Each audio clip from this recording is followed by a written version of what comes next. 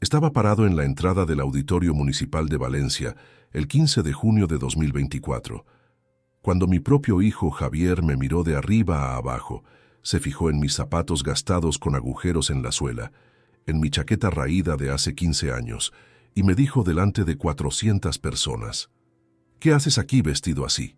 Pareces un mendigo. Vete ahora mismo antes de que alguien importante te vea». En ese momento, mientras dos guardias de seguridad me agarraban de los brazos y me arrastraban hacia la salida bajo las miradas de asombro de todos los graduados y sus familias, él no sabía que durante los últimos 6 años había vivido como un indigente para pagarle cada euro de su carrera universitaria. Tampoco sabía que esa humillación me costaría mucho más de lo que cualquiera de los dos podía imaginar. Antes de continuar, suscríbete y activa la campanita, porque cada día publicamos nuevas historias. Deja tu like y cuéntanos en los comentarios desde qué ciudad y país nos ves. Me llamo Antonio Moreno Ruiz. Tengo 64 años y hasta ese día de junio había creído que el amor de un padre era incondicional, que los sacrificios se recompensaban con gratitud, que entregar tu vida entera por un hijo significaba algo. Estaba equivocado en todo. Déjenme explicarles cómo llegué a ese momento. Javier es mi único hijo. Su madre Clara murió de cáncer cuando él tenía 19 años, en marzo de 2017. Fue un golpe devastador para ambos. Clara era el pegamento que nos mantenía unidos, la luz de nuestra pequeña familia. Cuando ella se fue, me quedé solo con un muchacho que acababa de terminar el bachillerato y soñaba con estudiar ingeniería industrial en la Universidad Politécnica de Valencia. Era una carrera cara, muy cara. Las matrículas anuales rondaban los 1.200 euros, pero eso era solo el principio.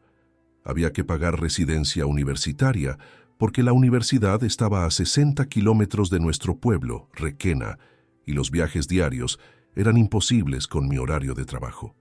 Yo trabajaba como conserje en un colegio público. Mi salario era de 1.400 euros mensuales. Después de pagar el alquicuota del apartamento que heredé de mi madre, los servicios básicos y la comida mínima, me quedaban apenas 500 euros al mes. No era suficiente, ni remotamente suficiente para mantener a un estudiante universitario en Valencia. Así que tomé decisiones que ahora, mirando hacia atrás con las rodillas sobre el pavimento frío de esa calle mientras observaba la ceremonia a través de las puertas de vidrio, me parecían de una persona completamente diferente. Conseguí un segundo trabajo limpiando oficinas por las noches, de 11 de la noche a 5 de la mañana, de lunes a viernes. Eso me daba 600 euros extras al mes. También empecé a vender los pocos objetos de valor que teníamos: el reloj de oro que Clara me regaló en nuestro 20º aniversario, su joyero con las piezas que había heredado de su abuela, los muebles antiguos del comedor. En total, reuní casi 8.000 euros con esas ventas durante el primer año. Pero aún no era suficiente. La residencia universitaria costaba 400 euros mensuales. Los libros de texto de ingeniería eran carísimos, entre 200 y 300 euros por semestre. Javier necesitaba un ordenador portátil decente para las clases de diseño asistido por computadora. Eso fueron 1.200 euros en septiembre de 2018. Necesitaba ropa presentable para las prácticas profesionales, materiales de dibujo técnico, calculadora científica avanzada, acceso a software especializado. La lista era interminable. Entonces empecé a recortar de mi propia vida. Primero fueron las cosas pequeñas que parecían insignificantes. Cancelé mi conexión a internet en casa. Total, no tenía tiempo de usarla. Dejé de comprar carne y pescado. Pasé a vivir de pasta, arroz, pan y las verduras más baratas del mercado. Cancelé mi seguro dental privado. Dejé de ir al médico para revisiones que no eran urgentes. Mi tensión arterial subía. Mis rodillas me dolían cada vez más después de los turnos dobles, pero seguía adelante. Por Javier, todo por Javier. En el segundo año, 2018-2019, las cosas empeoraron. La calefacción de mi apartamento se estropeó en noviembre. La reparación costaba 800 euros. Ese dinero era la matrícula de Javier para el siguiente semestre. Así que pasé ese invierno y todos los siguientes envuelto en mantas. durmiendo con 3 capas de ropa, viendo mi aliento en el aire frío de las mañanas de enero. Las facturas de electricidad se redujeron drásticamente porque solo encendía una bombilla a la vez y evitaba usar electrodomésticos innecesarios. Lavaba mi ropa a mano en agua fría para ahorrar el consumo de la lavadora. En 2019, Javier conoció a Cristina Díaz Soto, una chica de una familia acomodada de Valencia. Su padre era abogado corporativo, su madre médica. Vivían en Ruzafa, uno de los barrios más exclusivos de la ciudad. Cuando Javier me contó de ella por teléfono, noté algo diferente en su voz. Había una ansiedad nueva, una necesidad de impresionar. Empezó a pedirme más dinero. Necesitaba ropa mejor para cuando salía con Cristina y sus amigos.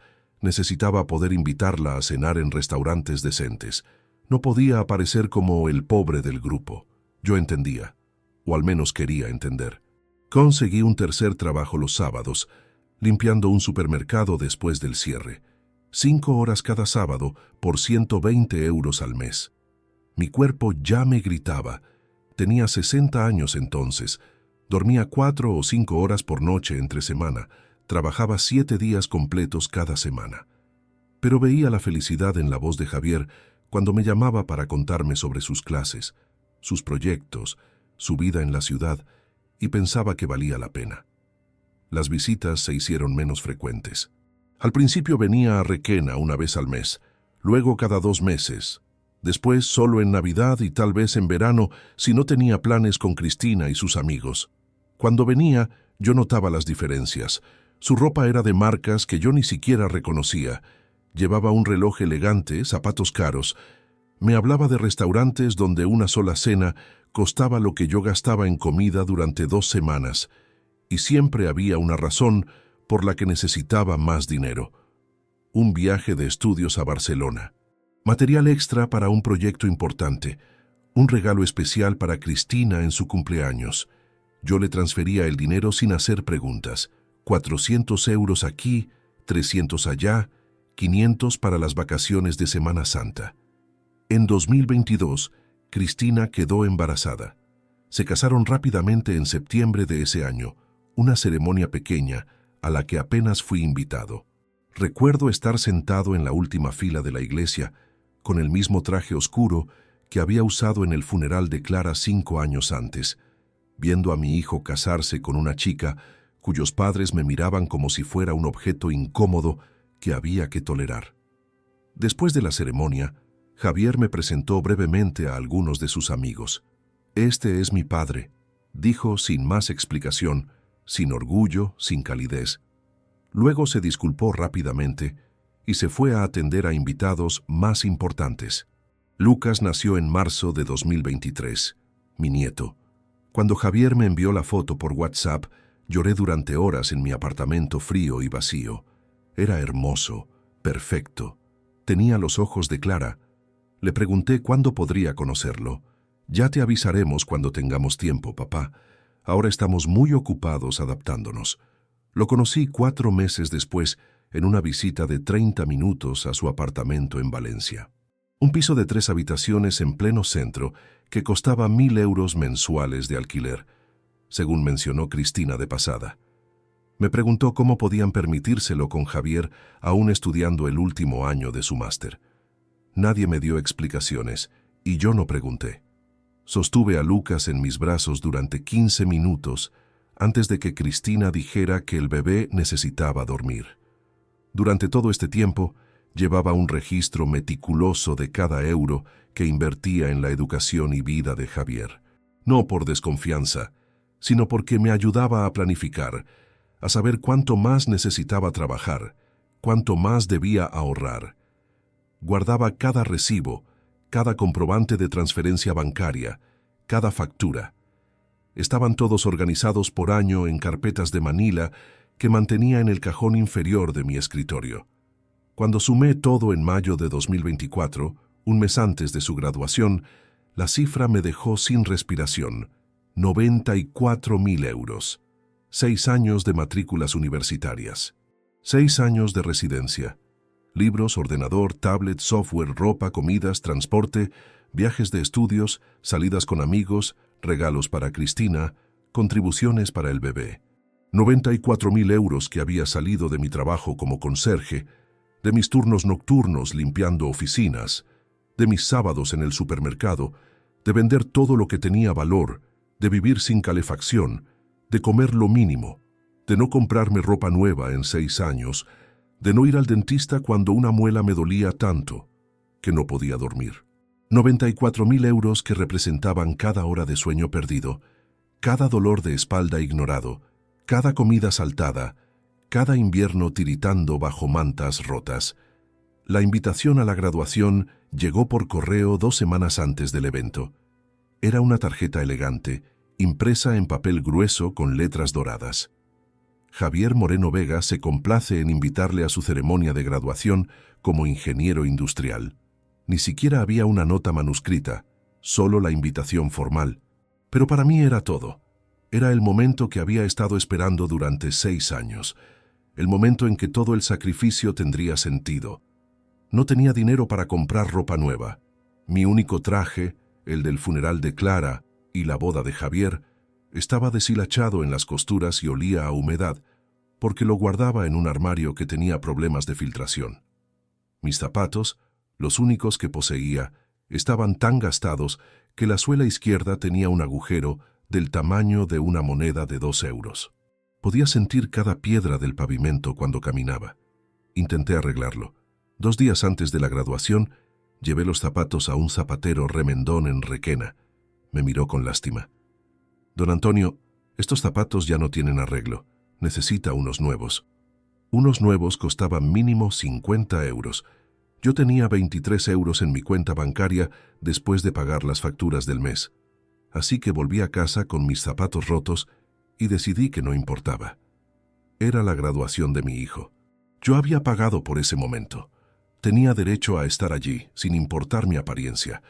El 15 de junio tomé el autobús de las 9 de la mañana desde Requena a Valencia. El billete me costó 8 euros. La ceremonia comenzaba a las 11. Llegué con 30 minutos de antelación. El auditorio municipal era imponente, con columnas blancas y enormes puertas de vidrio. Había cientos de personas entrando, todas vestidas impecablemente. Familias enteras con trajes y vestidos elegantes, madres con joyas brillantes, padres con relojes caros. Me sentí inmediatamente fuera de lugar, pero respiré hondo y me dije que no importaba. Estaba allí por Javier, no por ellos. Cuando subí los escalones hacia la entrada, lo vi. Javier estaba junto a las puertas principales, vestido con su toga y birrete académico, rodeado de un grupo de compañeros graduados y sus familias. Cristina estaba a su lado, elegantísima con un vestido azul marino que probablemente costaba más que mi alquiler de 2 meses. Llevaba a Lucas en brazos. Javier me vio acercándome. Su expresión cambió instantáneamente. La sonrisa se congeló. Sus ojos recorrieron mi figura de arriba a abajo, deteniéndose en mis zapatos rotos, en mi chaqueta raída, en mi camisa amarillenta por los años. Vi algo en su rostro que nunca había visto antes. Vergüenza. Pura vergüenza. Me acerqué sonriendo con los brazos abiertos, listo para abrazarlo y felicitarlo. «Javier, hijo, estoy tan orgulloso». «¿Qué haces aquí?», me cortó en seco, su voz baja pero tensa. Las personas a su alrededor dejaron de hablar y nos miraron. «Vengo a tu graduación», respondí confundido. «Me enviaste la invitación. No pensé que vinieras así». Su voz subió de volumen. «Mírate. Pareces un mendigo que acaba de salir de debajo de un puente». El mundo se detuvo. Las conversaciones alrededor murieron. Todos nos miraban ahora. «Javier, yo…» No pude terminar la frase. «No puedes entrar así al auditorio. Hay rectores, profesores, familias importantes. ¿Qué van a pensar si te ven conmigo? Avergüenzas a mi familia». Su familia. No nuestra familia. Mi familia. Como si yo no fuera parte de ella. «Hijo, solo quiero ver tu ceremonia. He esperado tanto por este día. Vete ahora mismo». Javier hizo un gesto frenético a 2 guardias de seguridad que estaban cerca de la entrada. «Disculpen, este señor está molestando a los invitados». Los guardias se acercaron dudando. Uno de ellos, Un hombre de unos 40 años me miró con cierta compasión. «Señor, ¿podría acompañarnos, por favor?» «Soy su padre», susurré, mirando a Javier. «Pagué por todo esto, por cada día de estos 6 años. No sé de qué hablas». Javier se dio la vuelta, poniendo su brazo alrededor de Cristina. «Seguridad, por favor, retírenlo». Me tomaron de los brazos, uno a cada lado. 400 personas nos observaban en completo silencio. Algunos sacaban sus teléfonos móviles. Podía ver la confusión en muchos rostros, la lástima en otros, el desprecio en algunos. Cristina sostenía a Lucas contra su pecho, cubriéndole la carita como si quisiera protegerlo de mí. Me arrastraron escalones abajo. Mis zapatos rotos chirriaron contra el mármol. Alguien se rió, no sé quién, pero escuché la risa claramente entre el murmullo de voces escandalizadas. Me dejaron en la acera frente a las puertas de vidrio. «Lo sentimos, señor», dijo uno de los guardias. «Órdenes del graduado». Me senté en el bordillo de la acera, porque mis piernas ya no me sostenían. Desde allí, a través de las enormes puertas de vidrio, podía ver perfectamente el interior del auditorio. Vi entrar a todas las familias. Vi a Javier caminar hacia su asiento en la sección de graduados, charlando animadamente con sus compañeros como si nada hubiera pasado. Vi a Cristina sentarse en primera fila con Lucas, rodeada de los padres de ella, todos elegantemente vestidos y sonrientes. La ceremonia comenzó. Escuché cada palabra a través del vidrio. Los discursos sobre el éxito, sobre el futuro brillante, sobre el orgullo de las familias. Cuando llamaron el nombre Javier Moreno Vega y él subió al escenario para recibir su diploma, vi la ovación de pie que le dieron sus compañeros. Vi a Cristina aplaudir con lágrimas de alegría. Vi al rector estrecharle la mano. Y yo estaba afuera, sentado en el bordillo como el mendigo que mi hijo dijo que parecía, viendo a través del vidrio el momento por el cual había sacrificado 6 años de mi vida, 94.000 euros de mis ahorros y cada gramo de mi dignidad. Las lágrimas corrieron por mis mejillas. No las detuve. Ya no tenía fuerzas para pretender que estaba bien. Cuando la ceremonia terminó 2 horas después y las familias comenzaron a salir, me levanté del bordillo. Javier pasó junto a mí sin mirarme, rodeado de amigos y familiares de Cristina. Escuché fragmentos de sus planes. Vamos a celebrar al restaurante La Pepica. Reservamos para 30 personas. Luego nos vamos 3 semanas a Grecia. Necesitamos unas vacaciones después de tanto estrés. 3 semanas a Grecia. Probablemente 4.000 euros o más. Dinero que seguramente esperaba que yo también cubriera de alguna manera. Tomé el autobús de regreso a Requena en silencio. El viaje duró 1 hora y 15 minutos. Durante todo ese tiempo, miré por la ventana sin ver realmente nada. En mi mente reproducía una y otra vez esas palabras: «Pareces un mendigo. Avergüenzas a mi familia. Vete».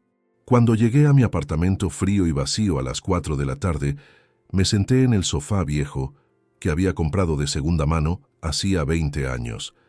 El silencio era absoluto. Ni siquiera tenía televisión. La había vendido en 2019 para pagar los libros del 3er año de Javier. Me quedé sentado allí hasta que oscureció, y entonces algo dentro de mí se rompió definitivamente. No fue una ruptura ruidosa, no fue un momento dramático de rabia o grito. Fue un quiebre silencioso y profundo, como una grieta que recorre los cimientos de un edificio y que nadie ve hasta que todo se derrumba. Me levanté, fui al escritorio y saqué las carpetas de Manila del cajón inferior. 94.000 euros documentados en comprobantes bancarios, recibos y facturas de 6 años. 6 años de mi vida reducidos a papeles organizados cronológicamente. Los extendí sobre la mesa del comedor, todos en orden. Y por primera vez en 6 años, en lugar de sentir orgullo por lo que había logrado proveer, sentí algo completamente diferente. Sentí que había sido un tonto. Pasaron 3 meses desde aquel día de junio. 3 meses en los que no salí de mi apartamento más que para ir al trabajo, comprar lo mínimo en el supermercado y volver a encerrarme entre estas 4 paredes que cada vez se sentían más como una celda que como un hogar. Era septiembre de 2024 Y yo había cambiado de una manera que ni siquiera podía explicar completamente. Cada noche, después de terminar mis turnos de limpieza, volvía a casa pasadas las 6 de la mañana y hacía lo mismo. Sacaba las carpetas de manila del cajón del escritorio y extendía todos los documentos sobre la mesa del comedor. 94.000 euros en papel, recibos bancarios impresos, facturas pagadas, comprobantes de transferencias. Los organizaba cronológicamente, los contaba una y otra vez, como si esperara que las cifras cambiaran mágicamente, que de alguna manera todo ese dinero volviera a aparecer en mi cuenta. Septiembre de 2017. 1.200 euros de matrícula universitaria, 400 de depósito de la residencia, 350 en libros del primer semestre. Octubre de 2017. 400 de residencia mensual, 200 que Javier necesitaba para material de dibujo técnico. Noviembre de 2017. 400 de residencia, 150 para un proyecto grupal, 80 euros que pidió para salir con compañeros de clase para integrarse mejor. Y así, mes tras mes, año tras año. Cada línea de cada documento representaba horas de mi vida que nunca recuperaría. Turnos dobles, noches sin dormir, comidas saltadas, dolores ignorados. Había adelgazado mucho en estos 3 meses. Ya no tenía apetito. Cuando intentaba comer, sentía un nudo en el estómago que no me permitía tragar más de unos pocos bocados. Mis pantalones me quedaban sueltos. Tuve que hacerles un agujero extra en el cinturón con un destornillador porque no tenía dinero para comprar uno nuevo. El espejo del baño me mostraba cada día a un hombre que apenas reconocía. La piel colgaba de mi rostro, las ojeras eran permanentes, y mis ojos tenían una expresión vacía que me asustaba. No había hablado con Javier desde la graduación. Ni una sola llamada, ni un mensaje de texto. Nada. Era como si yo hubiera dejado de existir en el momento en que los guardias me sacaron de aquel auditorio. Durante las primeras semanas esperé.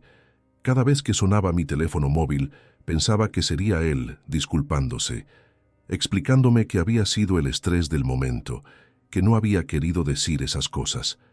Pero nunca llamó. Yo tampoco lo llamé a él. No sabría qué decir.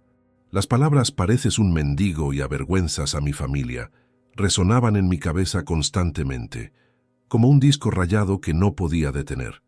Me despertaba en medio de la noche escuchándolas.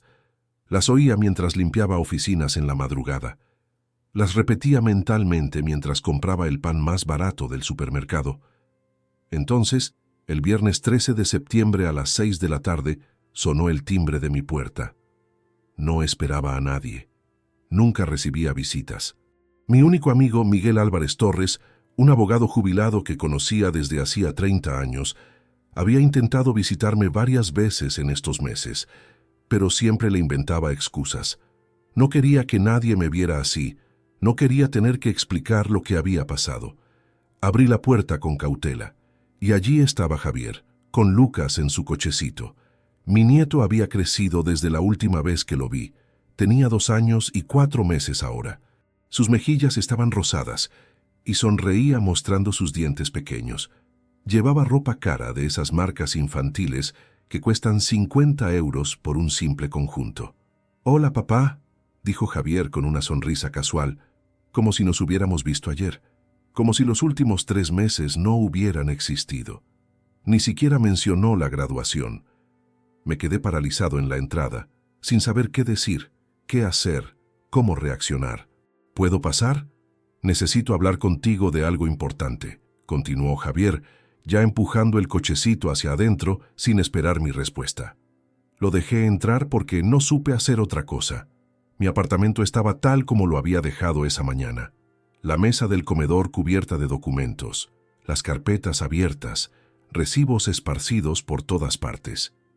Javier miró todo aquello con expresión confundida, pero no preguntó nada. Llevó el cochecito hasta el sofá y sacó a Lucas, sentándolo en el suelo con algunos juguetes que traía en una bolsa. «Papá, te ves terrible», dijo finalmente, mirándome de arriba a abajo, pero no sonaba preocupado, sonaba más bien molesto, como si mi apariencia fuera un inconveniente para él. «¿No has estado comiendo bien?» Estoy bien, mentí. ¿Qué necesitas? Javier suspiró, como si lo que iba a pedir fuera un gran sacrificio para él decirlo. Mira, Cristina y yo necesitamos un favor grande. Hemos estado muy estresados últimamente, con el trabajo nuevo de Cristina, con Lucas, con todos los cambios. Necesitamos unas vacaciones urgentemente. El médico le dijo a Cristina que necesita desconectar o va a terminar con problemas de ansiedad serios. Esperé a que continuara, aunque ya sabía hacia dónde iba esto. Reservamos 3 semanas en Grecia, Santorini, Mykonos, Creta. Salimos el lunes que viene y volvemos el 7 de octubre. Y bueno, necesitamos que alguien cuide de Lucas mientras estamos fuera. La guardería está cerrada por reformas durante septiembre y la niñera que teníamos se ha ido a vivir a Barcelona. Así que pensamos en ti. Pensaron en mí, repetí en voz baja. Sí, papá. Eres su abuelo, es lo natural, ¿no? Que los abuelos ayuden con los nietos.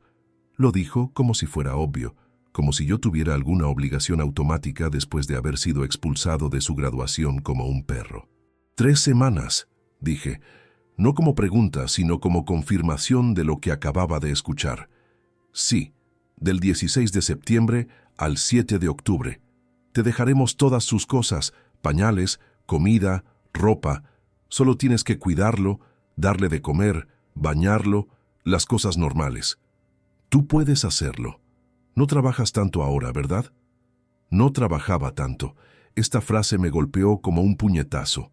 Yo trabajaba 60 horas por semana entre mis 3 empleos. Pero claro, para Javier eso no era trabajar tanto, porque no era un trabajo importante como el suyo. Javier, yo trabajo todo el día y toda la noche. No puedo. Papá, por favor.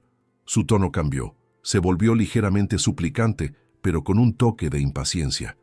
Son solo 3 semanas. Lucas es un niño muy tranquilo, casi no da trabajo. Y realmente necesitamos esto. Llevamos años sin tomarnos unas vacaciones de verdad. Desde que nació Lucas no hemos podido hacer nada para nosotros. Llevamos años. Ellos llevaban años sin vacaciones. Yo llevaba 11 años sin un solo día de vacaciones. 11 años desde que Clara enfermó y tuvimos que cancelar aquel viaje a Galicia que teníamos planeado.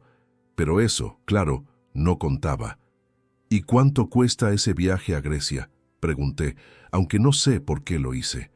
Quizás necesitaba escucharlo. ¿Qué importa eso? Javier frunció el ceño. Es nuestro dinero, podemos gastarlo como queramos. Solo curiosidad. 4.200 euros, dijo finalmente, con un tono que dejaba claro que consideraba que no era asunto mío. Con hotel, vuelos, comidas, excursiones. Es un paquete completo. Cristina lo merece. Ha trabajado muy duro. 4.200 euros. Yo vivía con menos de 1.000 euros al mes. 4.200 euros era más de lo que yo gastaba en mí mismo en medio año, y él podía pagarlo después de que yo hubiera financiado cada aspecto de su vida durante 6 años. Miré a Lucas. Estaba sentado en el suelo, jugando con un camión de juguete, completamente ajeno a la conversación. Era inocente, era mi nieto, y no tenía culpa de nada de esto. Cuando me vio mirándolo, me sonrió con esa sonrisa pura de los niños pequeños que aún no conocen la crueldad del mundo. Lucas ni siquiera me conoce bien, dije. Lo he visto solo 2 o 3 veces en su vida. Podría asustarse estando conmigo tanto tiempo.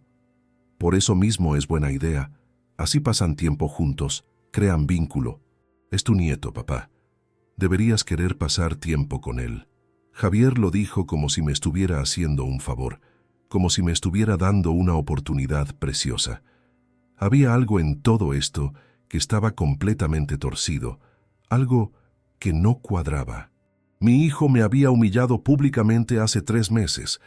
No se había disculpado, no había mostrado el más mínimo arrepentimiento, y ahora aparecía en mi puerta como si nada hubiera pasado, pidiéndome que sacrificara 3 semanas de mi vida para que él pudiera irse de vacaciones de lujo a Grecia. Y lo peor, lo más devastador, era que una parte de mí quería decir que sí.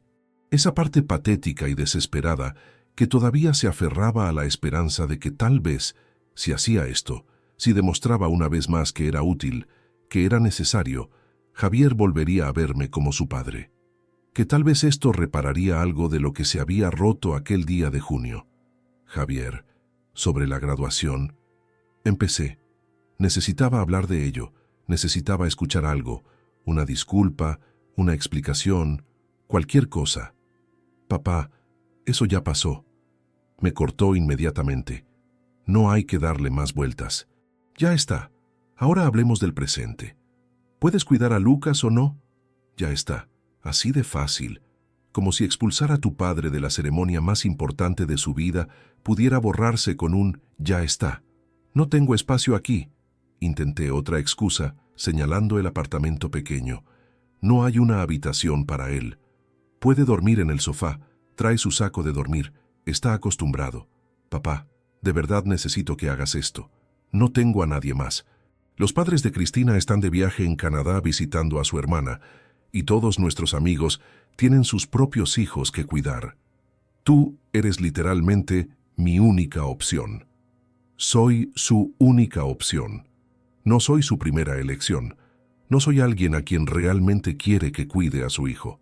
Soy el último recurso, el plan Z, la opción que tomas cuando absolutamente todas las demás han fallado. Lucas se acercó gateando hasta mí y tiró de mi pantalón con sus manitas pequeñas. «Abuelo», dijo con su vocecita. Era probablemente la tercera o cuarta vez que me veía en su corta vida, pero había aprendido la palabra. Me miró con esos ojos grandes que me recordaban tanto a Clara que sentí que el corazón se me rompía un poco más. «¿Ves? Le caes bien», dijo Javier sonriendo. «Entonces, ¿está decidido? Te lo traigo el domingo por la tarde con todas sus cosas. Te dejaré una lista de sus rutinas, horarios de comida, todo eso. Es muy sencillo realmente». No dije que sí, pero tampoco dije que no. Me quedé allí de pie sintiendo el peso de Lucas tirando de mi pantalón, viendo cómo Javier sacaba su teléfono móvil y empezaba a revisar mensajes, dando por sentado que yo accedería. Porque siempre accedía, siempre había accedido a todo. «Necesito pensarlo», dije finalmente. Javier levantó la vista de su teléfono, sorprendido. «¿Pensarlo? Papá, necesito una respuesta ahora. Los billetes están comprados, el hotel está reservado. No puedo cancelar todo a última hora. Dame hasta mañana». «Papá, mañana», repetí, esta vez con más firmeza de la que había usado en años. Javier me miró con una expresión que no supe interpretar. ¿Frustración? ¿Molestia? ¿Sorpresa de que yo me atreviera a no acceder inmediatamente? Se puso de pie, recogió a Lucas del suelo con movimientos bruscos que hicieron que el niño protestara un poco. «Está bien, pero necesito tu respuesta mañana antes del mediodía. Si no puedes hacerlo, tendré que buscar alternativas y eso me va a costar dinero que no tenemos presupuestado». Lo dijo como si fuera mi culpa que él no tuviera un plan B. Lo acompañé hasta la puerta. Antes de salir, Javier se detuvo y me miró una vez más. «Papá, sé que estos últimos meses han sido complicados, pero somos familia. La familia se ayuda. Eso es lo que hacemos». Cerró la puerta detrás de él antes de que pudiera responder.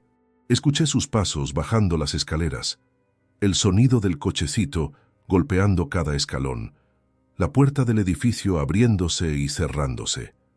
Me quedé solo otra vez en mi apartamento, lleno de documentos que demostraban exactamente cuánto había ayudado yo a la familia durante los últimos 6 años. Esa noche no dormí. Me senté en el sofá mirando las carpetas sobre la mesa. 94.000 euros. Y ahora me pedía 3 semanas más de mi vida. 3 semanas en las que tendría que reorganizar mis turnos de trabajo, perder ingresos que necesitaba desesperadamente, cuidar de un niño en un apartamento sin calefacción adecuada, con nevera casi vacía, con un baño donde las tuberías hacían ruidos extraños y amenazaban con romperse en cualquier momento. Pero era Lucas, mi nieto, el hijo de mi hijo, la única familia que me quedaba en este mundo, además de Javier. Y llevaba 2 años de vida sin que yo hubiera podido ser parte de ella, sin que me permitieran ser el abuelo que quería ser. A las 7 de la mañana, agotado pero incapaz de dormir, tomé mi teléfono móvil y escribí un mensaje. «Está bien, ¿puedes traer a Lucas el domingo? La respuesta de Javier llegó 3 minutos después. Perfecto, gracias, te debo una. Me debes una. Como si cuidar a su hijo durante 3 semanas mientras él gastaba 4.200 euros en Grecia fuera un favor casual que se pudiera devolver con una cerveza o una cena. Me levanté del sofá y fui al baño. Me miré en el espejo. El hombre que me devolvió la mirada era un extraño. 64 años que parecían 80. Ojos hundidos, pómulos marcados, piel grisácea. Me quedé allí mirándome durante largos minutos, y entonces, por primera vez en 3 meses, sentí algo diferente a la tristeza y la confusión. Sentí rabia. Era pequeña todavía, apenas una chispa en medio de todo el dolor y la decepción, pero estaba allí, creciendo lentamente en algún lugar profundo de mi pecho. Domingo 15 de septiembre. Javier llegó a las 5 de la tarde con Lucas y 3 maletas enormes. Me entregó una lista de 4 páginas escritas a computadora detallando cada aspecto del cuidado de Lucas. Horarios exactos de comidas, marcas específicas de pañales que debía comprar, rutina de baño, canciones que le gustaba escuchar antes de dormir, números de emergencia, alergias, preferencias de juguetes. Al final de la lista había una nota. Lucas está acostumbrado a ciertos estándares. Por favor, mantén la limpieza y el orden. Ciertos estándares. En mi apartamento, que apenas tenía calefacción funcional, con muebles de segunda mano y tuberías que gemían. Cualquier problema me llamas, dijo Javier mientras se preparaba para irse. Cristina esperaba en el coche afuera, ni siquiera había subido a saludar. Aunque estaremos en zonas con señal limitada, así que trata de no molestar a menos que sea realmente urgente. Javier, lo llamé antes de que saliera. ¿Por qué viniste a mí? De verdad. Si los padres de Cristina no estaban disponibles, si todos tus amigos tienen sus propios hijos, ¿por qué no contrataste una niñera profesional? Se detuvo con la mano en el pomo de la puerta. Porque las niñeras profesionales cuestan 800 euros por semana. Por 3 semanas serían 2.400 euros. Y ya sabes, con el viaje y todo, no podemos permitirnos ese gasto extra ahora mismo. Ahí estaba. La verdad. No vine a mí porque soy su padre, porque confía en mí, porque quiere que tenga una relación con Lucas. Vine a mí porque soy gratis. Se fue sin decir adiós. Lucas y yo nos quedamos mirándonos el uno al otro. Él no entendía qué pasaba, por qué sus padres se habían ido, por qué estaba en este lugar extraño con este hombre extraño. Empezó a llorar. Lo cargué en brazos, sintiendo cuán liviano era, cuán frágil. Le canté una canción que solía cantarle a Javier cuando era bebé, una nana que mi madre me cantaba a mí. Poco a poco se fue calmando. Sus sollozos se convirtieron en hipidos y finalmente se durmió contra mi pecho. Y mientras lo sostenía, mirando su carita tranquila, me di cuenta de algo. Algo que cambiaría todo. Durante estos 3 meses había pensado que el dolor que sentía era por la humillación, por las palabras crueles, por ser expulsado de la graduación. Pero no era eso. El dolor real, el que verdaderamente me estaba matando por dentro, era darme cuenta de que había criado a un hijo que era capaz de tratar a otro ser humano, a su propio padre, como algo desechable, como una herramienta que usas cuando la necesitas y guardas en un cajón cuando no. Y ese hijo, ese hombre que mi hijo se había convertido, era en parte creación mía, porque nunca le había dicho que no. Nunca le había puesto límites. Nunca le había enseñado que el respeto se gana, no se compra con dinero.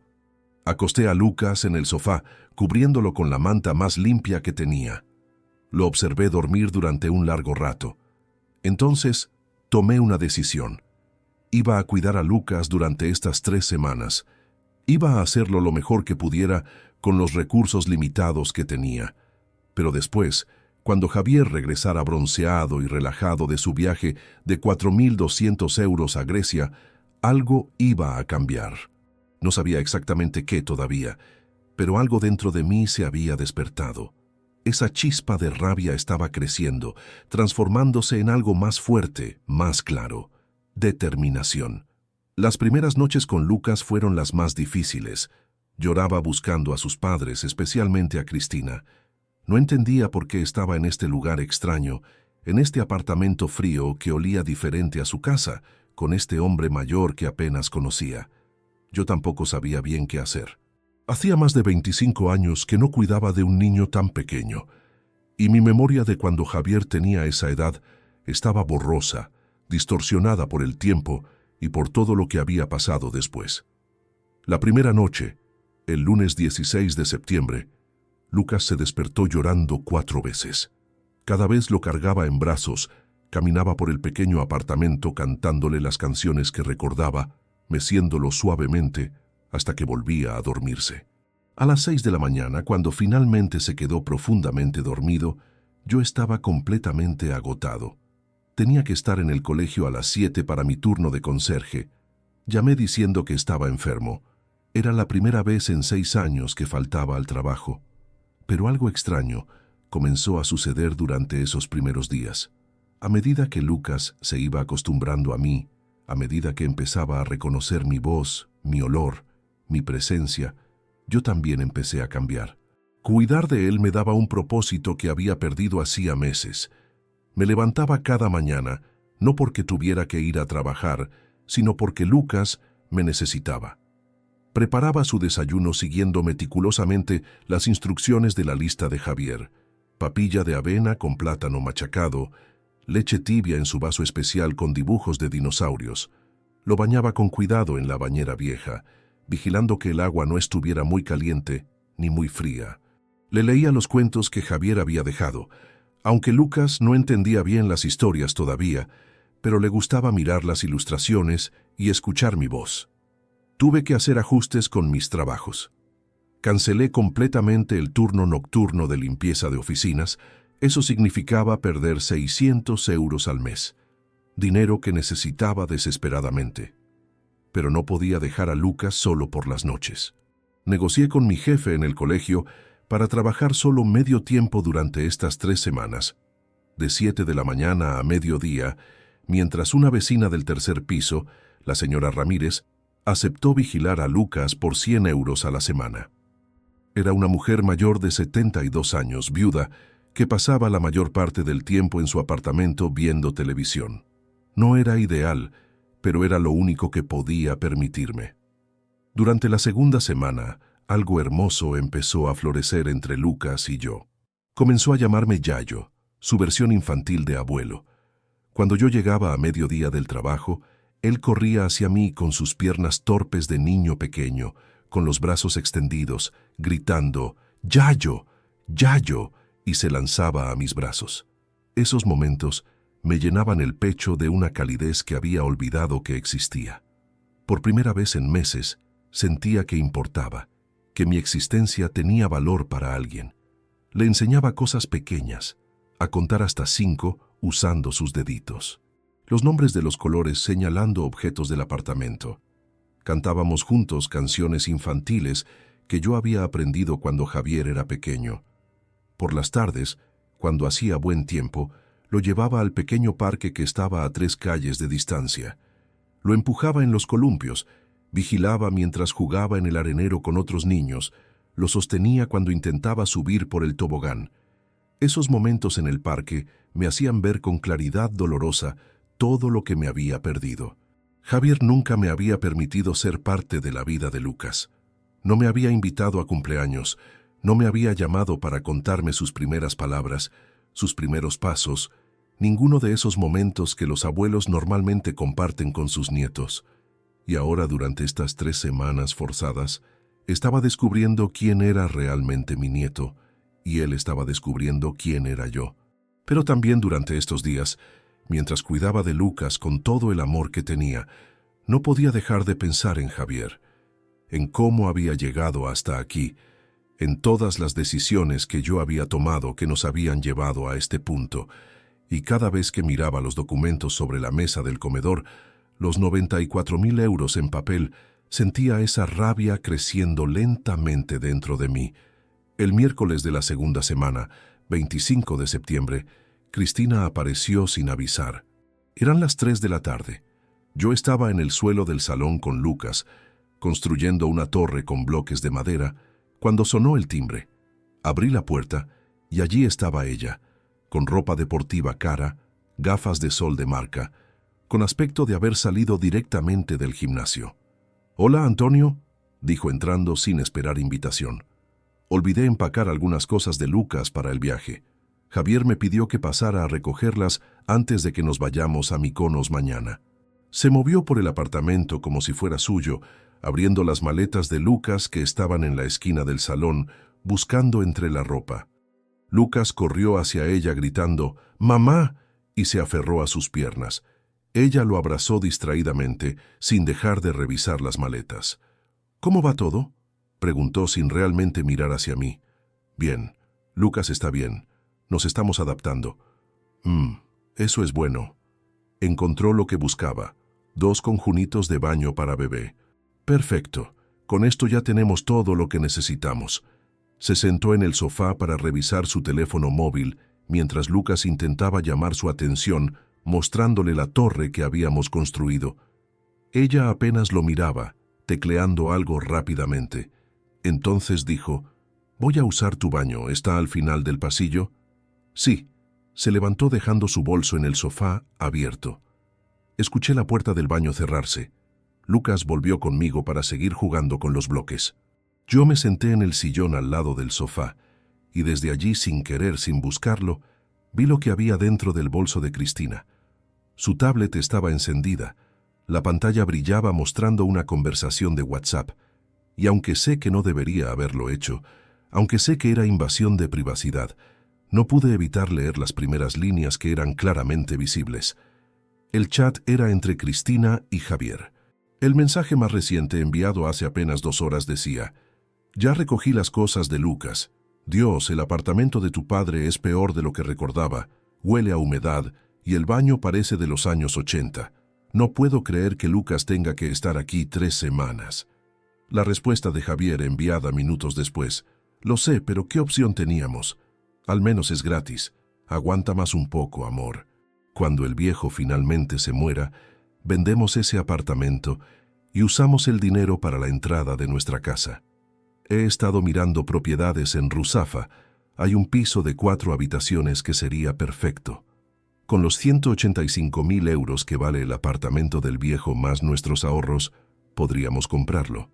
Cristina había respondido, «¿Y si tarda años en morirse? No podemos quedarnos en este alquiler para siempre». Javier, tiene 64 años y se ve terrible. No creo que dure mucho, honestamente. Además, trabaja como un burro. Eso lo va a matar más rápido. A este paso, en 5 años máximo, ese apartamento es nuestro. Cristina, mientras tanto tenemos que seguir siendo amables con él, aunque me da asco cada vez que tengo que venir aquí. Este lugar es una posilga. Javier, solo un poco más de paciencia, vale la pena por 185.000 euros.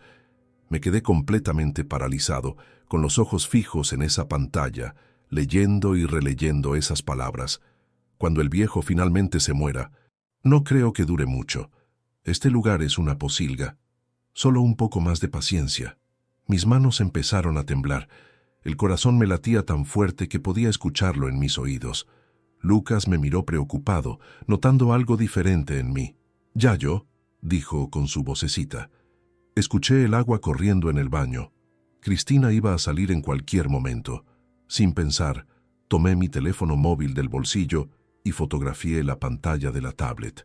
Una foto, 2 fotos, 3 fotos de diferentes mensajes de esa conversación. Mis manos temblaban tanto que algunas salieron borrosas, pero otras quedaron perfectamente nítidas. Justo cuando terminé, escuché la puerta del baño abrirse. Guardé mi teléfono en el bolsillo con movimientos torpes. Cristina salió, recogió su bolso del sofá sin revisar si la tablet seguía encendida y se colgó el bolso del hombro. «Bueno, nos vemos en 1 semana y media», dijo caminando hacia la puerta. Se detuvo un momento para despedirse de Lucas. «Pórtate bien, cariño. Mamá y papá vuelven pronto». Le dio un beso rápido en la frente. «Espera». Mi voz sonó extraña, como si viniera de muy lejos. «¿Javier está bien? ¿Disfrutando del viaje?» «Sí, está encantado. Santorini ha sido maravilloso». Mañana volamos a Mykonos, 5 noches allí y luego a Creta. Es un sueño hecho realidad, la verdad. Sonrió con una sonrisa perfecta, practicada. Gracias por cuidar de Lucas. Realmente nos estás ayudando mucho. Se fue. La puerta se cerró detrás de ella. Me quedé de pie en medio del salón, con Lucas mirándome con esos ojos grandes e inocentes, sin entender por qué su yayo tenía lágrimas corriendo por las mejillas. Cuando el viejo finalmente se muera. Esa noche, después de acostar a Lucas, saqué mi teléfono y revisé las fotos que había tomado. Estaban todas allí, claras y legibles. La evidencia de que mi hijo no solo me había humillado públicamente, no solo me usaba como niñero gratuito, sino que activamente estaba esperando mi muerte para poder vender mi apartamento. El apartamento que había heredado de mi madre, el único patrimonio que me quedaba en este mundo. No dormí esa noche. Me senté en el sillón del salón, con mi teléfono en la mano, mirando esas fotos una y otra vez. Y con cada lectura, esa rabia que había sido apenas una chispa, crecía y crecía hasta convertirse en algo sólido, algo tangible, algo que llenaba cada espacio vacío dentro de mí. Al día siguiente, viernes 27 de septiembre, llamé a Miguel Álvarez Torres. No hablábamos desde antes de la graduación. Él había intentado contactarme varias veces durante el verano, preocupado porque yo había desaparecido del mundo, pero siempre le había dado excusas. Ahora necesitaba hablar con él urgentemente. «Antonio, gracias a Dios». Su voz sonó genuinamente aliviada cuando contestó. «Llevo meses intentando saber de ti. ¿Estás bien? Miguel, necesito verte. Es urgente». «Claro, por supuesto. ¿Cuándo? ¿Dónde? ¿Puedes venir a mi apartamento? Es que estoy cuidando de mi nieto y no puedo dejarlo solo». Hubo una pausa. «¿Tu nieto? Antonio, ¿qué está pasando? Ven y te explico, por favor». Miguel llegó esa misma tarde a las 6. Llevaba 30 años siendo abogado antes de jubilarse hace 5 años. Era un hombre corpulento, de 66 años, con el pelo completamente blanco y una barba recortada. Nos conocíamos desde que nuestros hijos iban juntos al colegio primario, aunque su hijo Andrés se había mudado a Madrid hacía años y ellos apenas se hablaban. Cuando abrí la puerta, su expresión cambió inmediatamente. «Dios mío, Antonio, ¿qué te ha pasado?». Me miró de arriba a abajo, notando mi extrema delgadez, las ojeras profundas, la ropa que me quedaba enorme. Lucas estaba jugando en el suelo del salón. Miguel lo saludó amablemente antes de sentarse conmigo en la pequeña cocina donde podíamos hablar con más privacidad. Le conté todo, cada detalle desde el inicio. Los 6 años sacrificando mi vida para pagar la universidad de Javier, los 94.000 euros, la graduación, la humillación, los 3 meses de silencio, la aparición de Javier pidiendo que cuidara a Lucas y finalmente los mensajes que había descubierto en la tablet de Cristina. Miguel me escuchó en silencio. Su expresión pasó de la preocupación a la incredulidad, luego a la indignación y finalmente a algo que solo puedo describir como furia controlada. Cuando terminé de hablar, se quedó sentado sin decir nada durante largos segundos.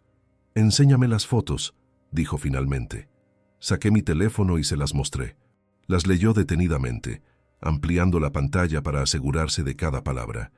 Cuando terminó, cerró los ojos y respiró profundamente. «Antonio, esto es... no tengo palabras». Su voz temblaba ligeramente. «Tu propio hijo, esperando tu muerte, planeando vender tu apartamento, llamándote el viejo como si fueras un estorbo molesto. ¿Qué hago, Miguel?». Las lágrimas que había estado conteniendo durante días finalmente salieron. «No sé qué hacer». Miguel puso su mano grande sobre la mía.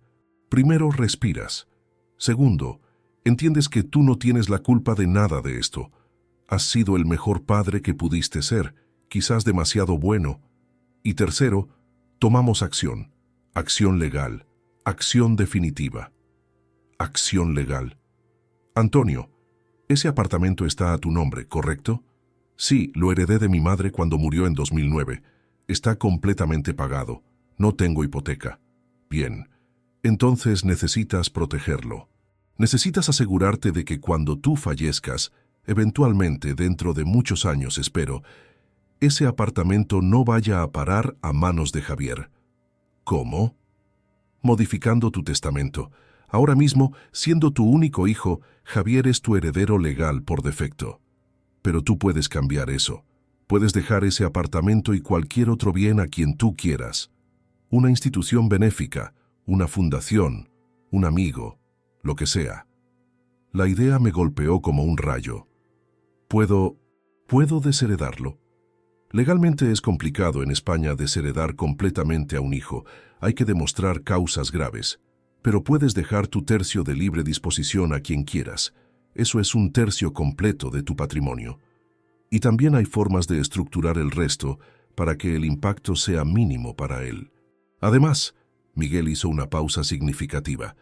Esas conversaciones que fotografiaste podrían constituir evidencia de maltrato psicológico, lo cual es una de las causas legales de desheredación. Mi mente estaba procesando todo esto lentamente.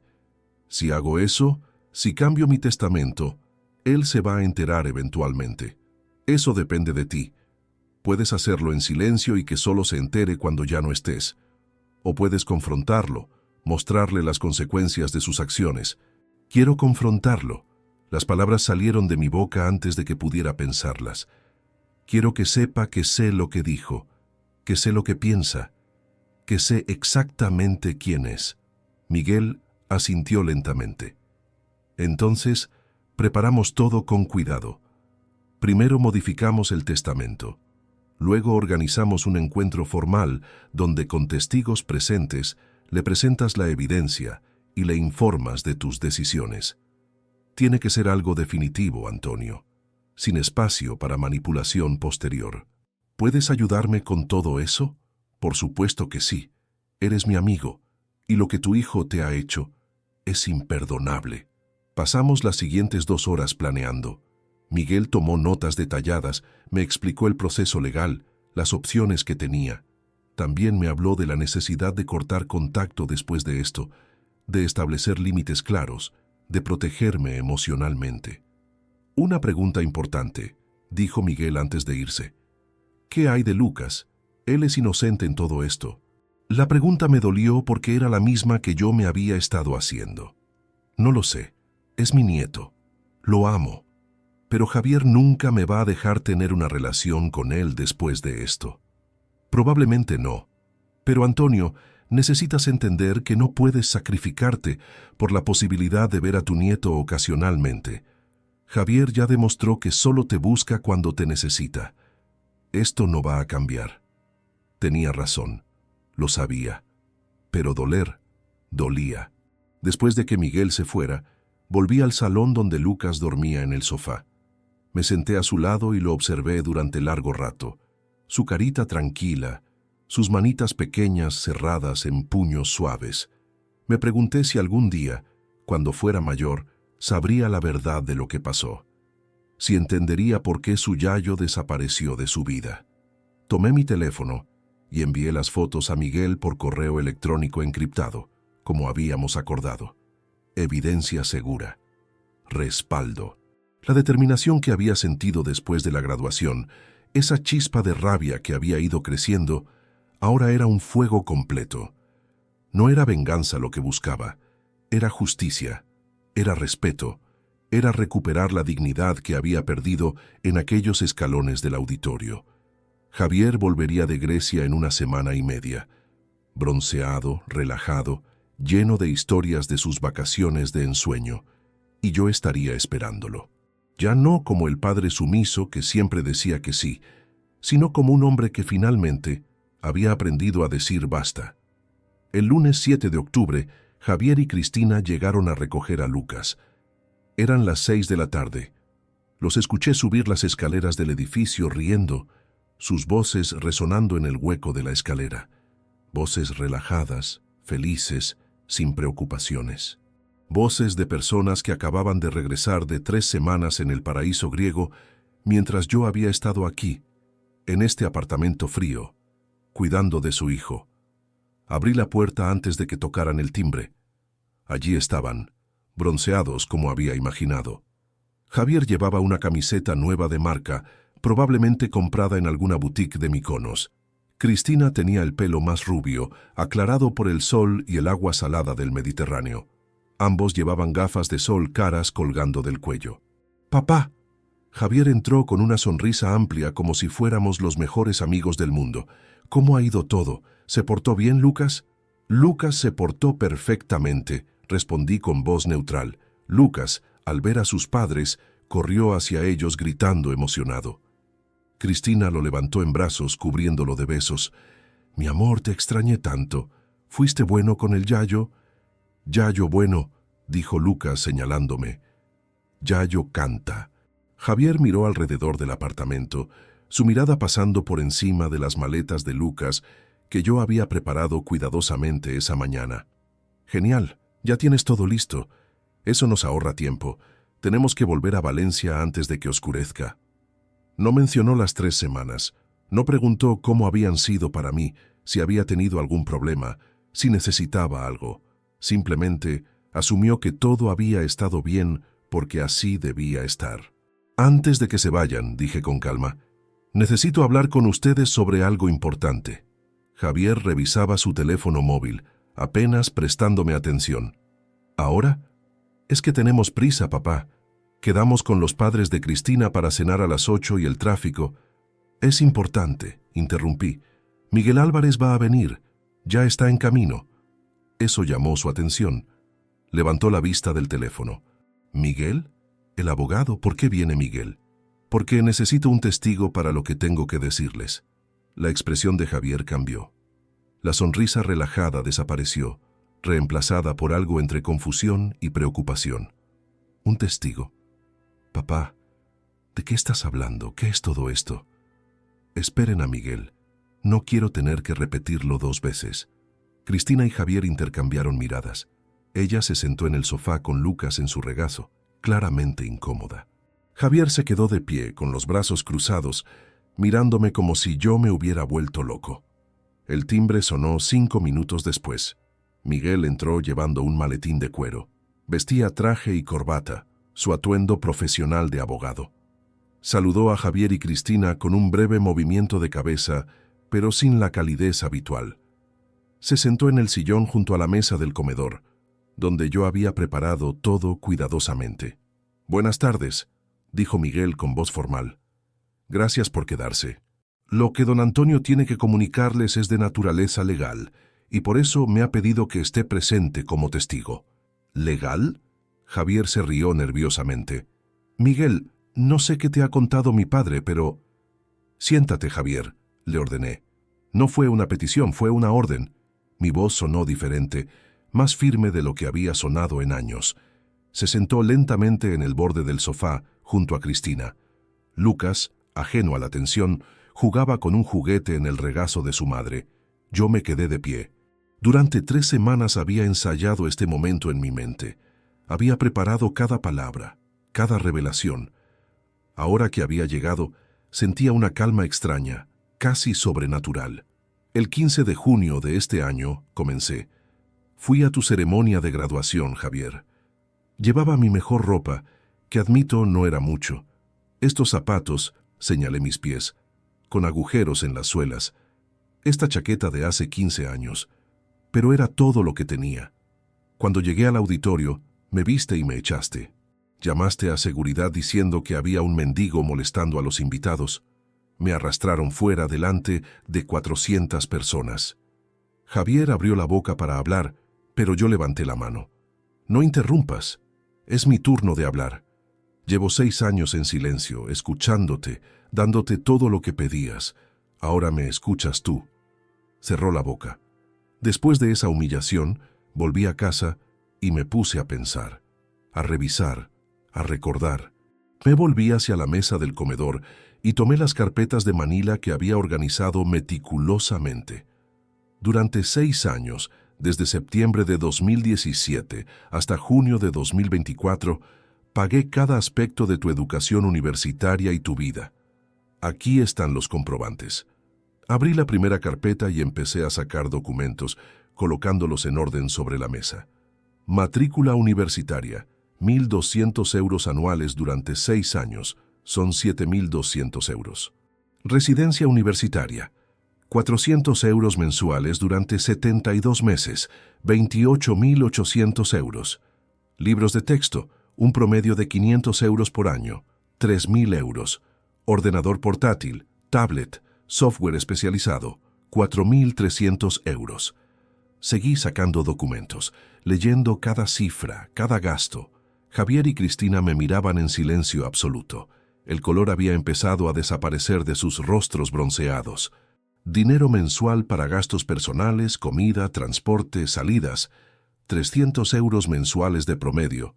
21.600 euros. Viajes de estudios, ropa para prácticas profesionales, regalos para tu novia que ahora es tu esposa. Otros 8.000 euros documentados aquí. Contribuciones para el bebé después de que naciera Lucas. 1.500 euros en estos 18 meses. Dejé caer el último documento sobre la mesa. El total, Javier, es 94.000 euros. 94.000 euros que salieron de mi trabajo como conserje, ganando 1.400 euros al mes. ¿Sabes cómo lo hice? No respondió. Estaba pálido ahora, mirando fijamente los documentos esparcidos sobre la mesa. Trabajé 3 empleos simultáneamente durante 6 años. Conserje de día, limpieza de oficinas por la noche, limpieza de supermercado los sábados. Dormía 4 o 5 horas por noche. Dejé de comprarme ropa nueva. Dejé de ir al médico. Dejé de comer carne o pescado. Viví a base de pasta y arroz durante 6 años. Mi calefacción se rompió en 2018 y nunca la reparé porque esos 800 euros eran tu matrícula del siguiente semestre. Pasé 5 inviernos durmiendo con 3 mantas porque no podía permitirme la reparación. Cristina había bajado la mirada. Javier me miraba fijamente pero no decía nada. Y cuando llegó tu graduación, el momento por el cual había sacrificado todo, me echaste como a un perro. Me llamaste mendigo. Dijiste que avergonzaba a tu familia. Mi voz se quebró ligeramente, pero continué. Pero ¿sabes qué fue lo peor de todo? Que 3 meses después apareciste aquí, sin disculpas, sin reconocimiento de lo que habías hecho, pidiéndome que cuidara a Lucas durante 3 semanas para que pudieras irte de vacaciones a Grecia.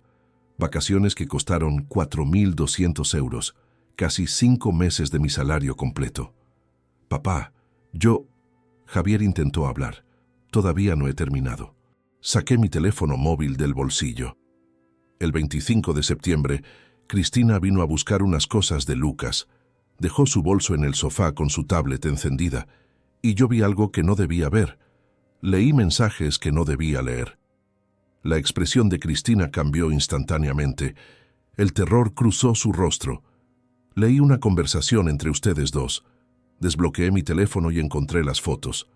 Aquí está. Cristina escribió: ya recogí las cosas de Lucas.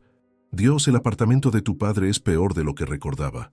Huele a humedad y el baño parece de los años 80. No puedo creer que Lucas tenga que estar aquí 3 semanas. Leí cada palabra lentamente, claramente. Cristina había cerrado los ojos. Javier estaba completamente inmóvil. ¿Y tu respuesta, Javier? Lo sé, pero ¿qué opción teníamos? Al menos es gratis. Aguanta más un poco, amor. Cuando el viejo finalmente se muera, vendemos ese apartamento y usamos el dinero para la entrada de nuestra casa. He estado mirando propiedades en Ruzafa. Hay un piso de 4 habitaciones que sería perfecto. Con los 185.000 euros que vale el apartamento del viejo más nuestros ahorros, podríamos comprarlo. La habitación estaba en silencio absoluto. Ni siquiera Lucas hacía ruido, como si sintiera la gravedad del momento. Cristina respondió: ¿y si tarda años en morirse? No podemos quedarnos en este alquiler para siempre. Y tú dijiste: tiene 64 años y se ve terrible. No creo que dure mucho, honestamente. Además, trabaja como un burro. Eso lo va a matar más rápido. A este paso, en 5 años máximo ese apartamento es nuestro. Guardé el teléfono. 94.000 euros de mi vida. 6 años de sacrificio total. Y tu respuesta fue esperar a que me muera para vender mi apartamento. El apartamento que heredé de mi madre, tu abuela. el único patrimonio que me queda en este mundo. Javier finalmente encontró su voz. Papá, eso fue sacado de contexto. Estábamos estresados, dijimos cosas sin pensar. ¿Sin pensar? Mi voz subió por primera vez. Planeaste en detalle qué hacer con mi apartamento después de mi muerte. Calculaste los años que crees que me quedan. Dijiste que mi trabajo me mataría más rápido y eso era bueno para ti. ¿Qué contexto hace que eso esté bien? Yo te quiero, papá, eres mi padre. No, corté su frase. Un hijo que ama a su padre no espera ansiosamente su muerte. Un hijo que respeta a su padre no lo llama el viejo como si fuera un objeto molesto. Un hijo que valora los sacrificios de su padre no lo echa de su graduación como a un mendigo. Cristina empezó a llorar silenciosamente. Javier se pasó las manos por el pelo, un gesto de desesperación. Miguel, dije volviéndome hacia mi amigo, por favor explícales lo que hemos hecho. Miguel abrió su maletín y sacó varios documentos oficiales. El 30 de septiembre, don Antonio Moreno Ruiz firmó ante notario una modificación completa de su testamento. El apartamento ubicado en la calle Cervantes, número 45 de Requena, valorado en 185.000 euros, así como cualquier otro bien o ahorro que posea al momento de su fallecimiento, serán legados en su totalidad a la Fundación Mayores Sin Familia, una institución benéfica que ayuda a ancianos abandonados por sus familias. ¿Qué? Javier se puso de pie de golpe. No puedes hacer eso. Soy tu hijo, tengo derecho a heredar. En España existe el derecho a la legítima, continuó Miguel sin inmutarse, que protege 2/3 de la herencia para los hijos. Sin embargo, existen causas legales de desheredación. Una de ellas es maltrato psicológico grave hacia el progenitor. Los mensajes que don Antonio fotografió, donde ustedes discuten activamente esperar su muerte y planear la venta de su patrimonio, constituyen evidencia documentada de maltrato psicológico. Esto, combinado con el incidente público de humillación en la ceremonia de graduación, del cual existen testigos, da base legal sólida para la desheredación. Javier se volvió hacia mí, con ojos desesperados. Papá, por favor, no hagas esto. Podemos hablar, podemos arreglar todo. Ya está hecho, dije simplemente. El testamento está firmado, notariado y registrado. No hay nada que discutir. Pero ese apartamento es todo lo que tengo. Quiero decir, es todo lo que íbamos a usar para comprar nuestra casa. Tenemos planes, tenemos a Lucas, necesitamos más espacio. Tenías todo el espacio que necesitabas en mi corazón, respondí, y lo desperdiciaste. Usaste mi amor como si fuera un recurso infinito que podías explotar sin consecuencias. Cristina se levantó del sofá con Lucas en brazos. Antonio, por favor, piensa en Lucas. Él es tu nieto. ¿De verdad vas a castigarlo por nuestros errores? Lucas no está siendo castigado. Lucas tendrá a sus padres, tendrá su vida. Lo único que no tendrá es el dinero de la venta de mi apartamento después de mi muerte. Y si ustedes son buenos padres, encontrarán la manera de darle una buena vida con sus propios recursos. No tenemos recursos suficientes, gritó Javier. Nuestro alquiler cuesta 950 euros al mes. Las guarderías son carísimas. Todo es caro. Contábamos con ese dinero. Entonces trabajen más. Hagan lo que yo hice. Consigan segundos empleos, terceros empleos. Vivan con menos. Sacrifiquen sus comodidades. Hice una pausa. O tal vez empiecen por no gastar 4.200 euros en vacaciones a Grecia. La realidad de la situación finalmente pareció golpear a Javier. Se dejó caer en el sofá con la cabeza entre las manos. No puedo creer que estés haciendo esto. Soy tu hijo. Exactamente. Eres mi hijo. Y eso es lo que hace esto tan doloroso. Sentí las lágrimas formándose, pero las contuve. Durante 6 años te di todo. No solo dinero, Javier.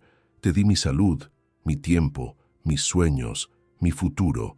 Trabajé hasta destruir mi cuerpo para que tú no tuvieras que sufrir, y tú en respuesta me trataste como basura. Lo siento, susurró Javier. Lo siento mucho, papá.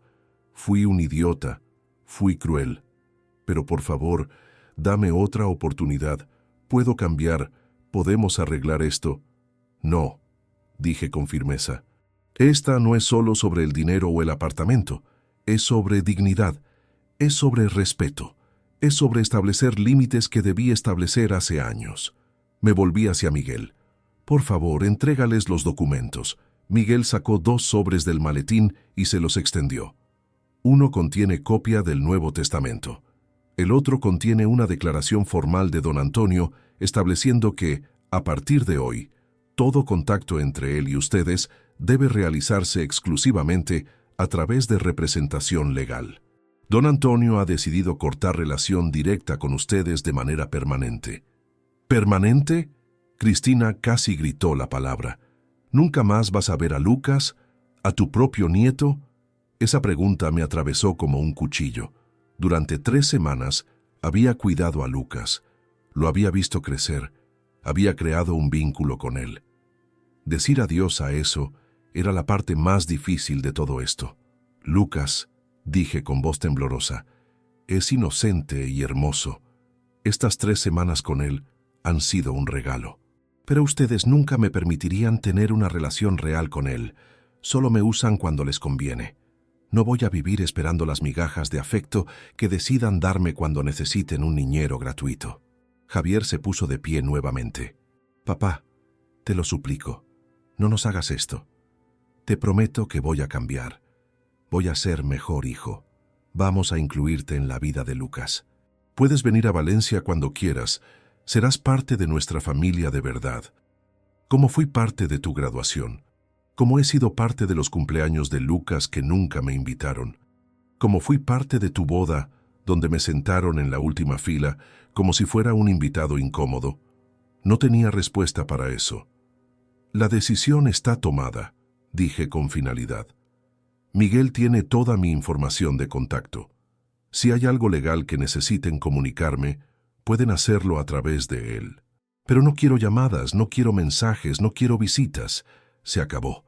También, añadió Miguel, don Antonio se mudará de este apartamento en las próximas semanas. No les informará de su nueva dirección. Ha tomado todas las medidas legales necesarias para asegurar su privacidad y su decisión. Eso era cierto. Había tomado la decisión con Miguel durante la última semana.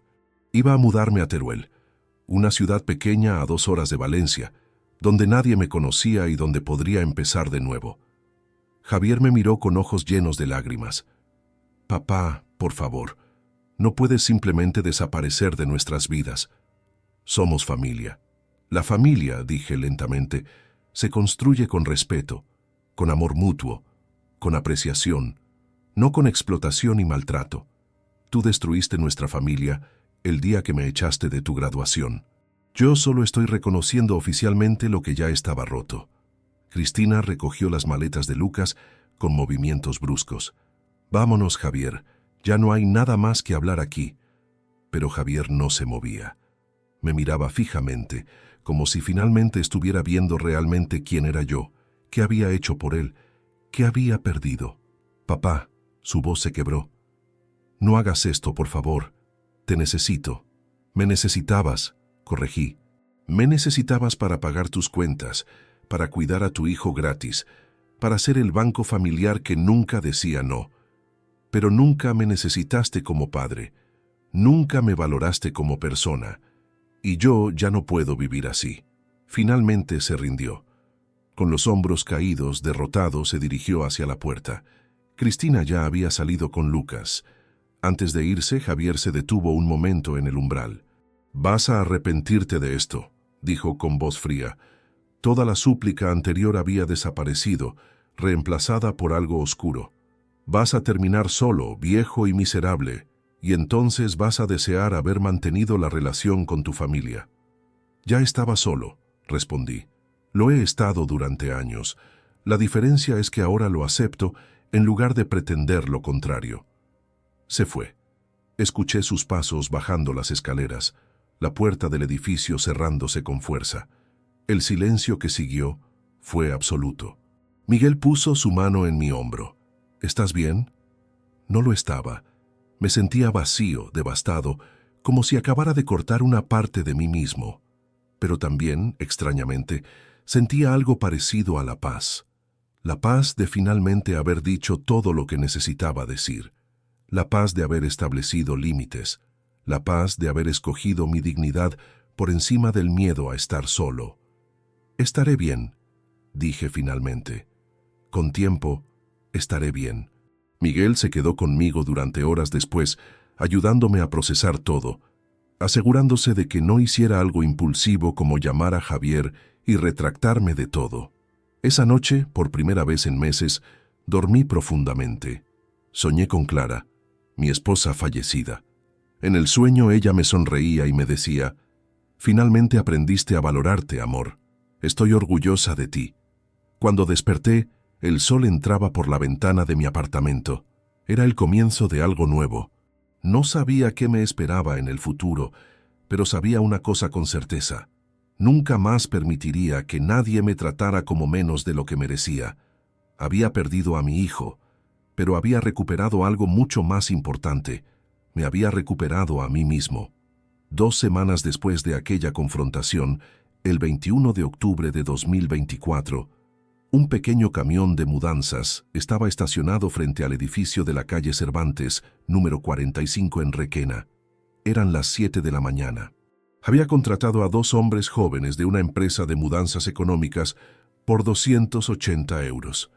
No tenía mucho que llevar: el sofá viejo, la cama, el escritorio donde había guardado durante años los documentos de los 94.000 euros, algunas cajas con ropa, libros y recuerdos. Miguel estaba allí conmigo, ayudándome a supervisar que no se olvidara nada importante.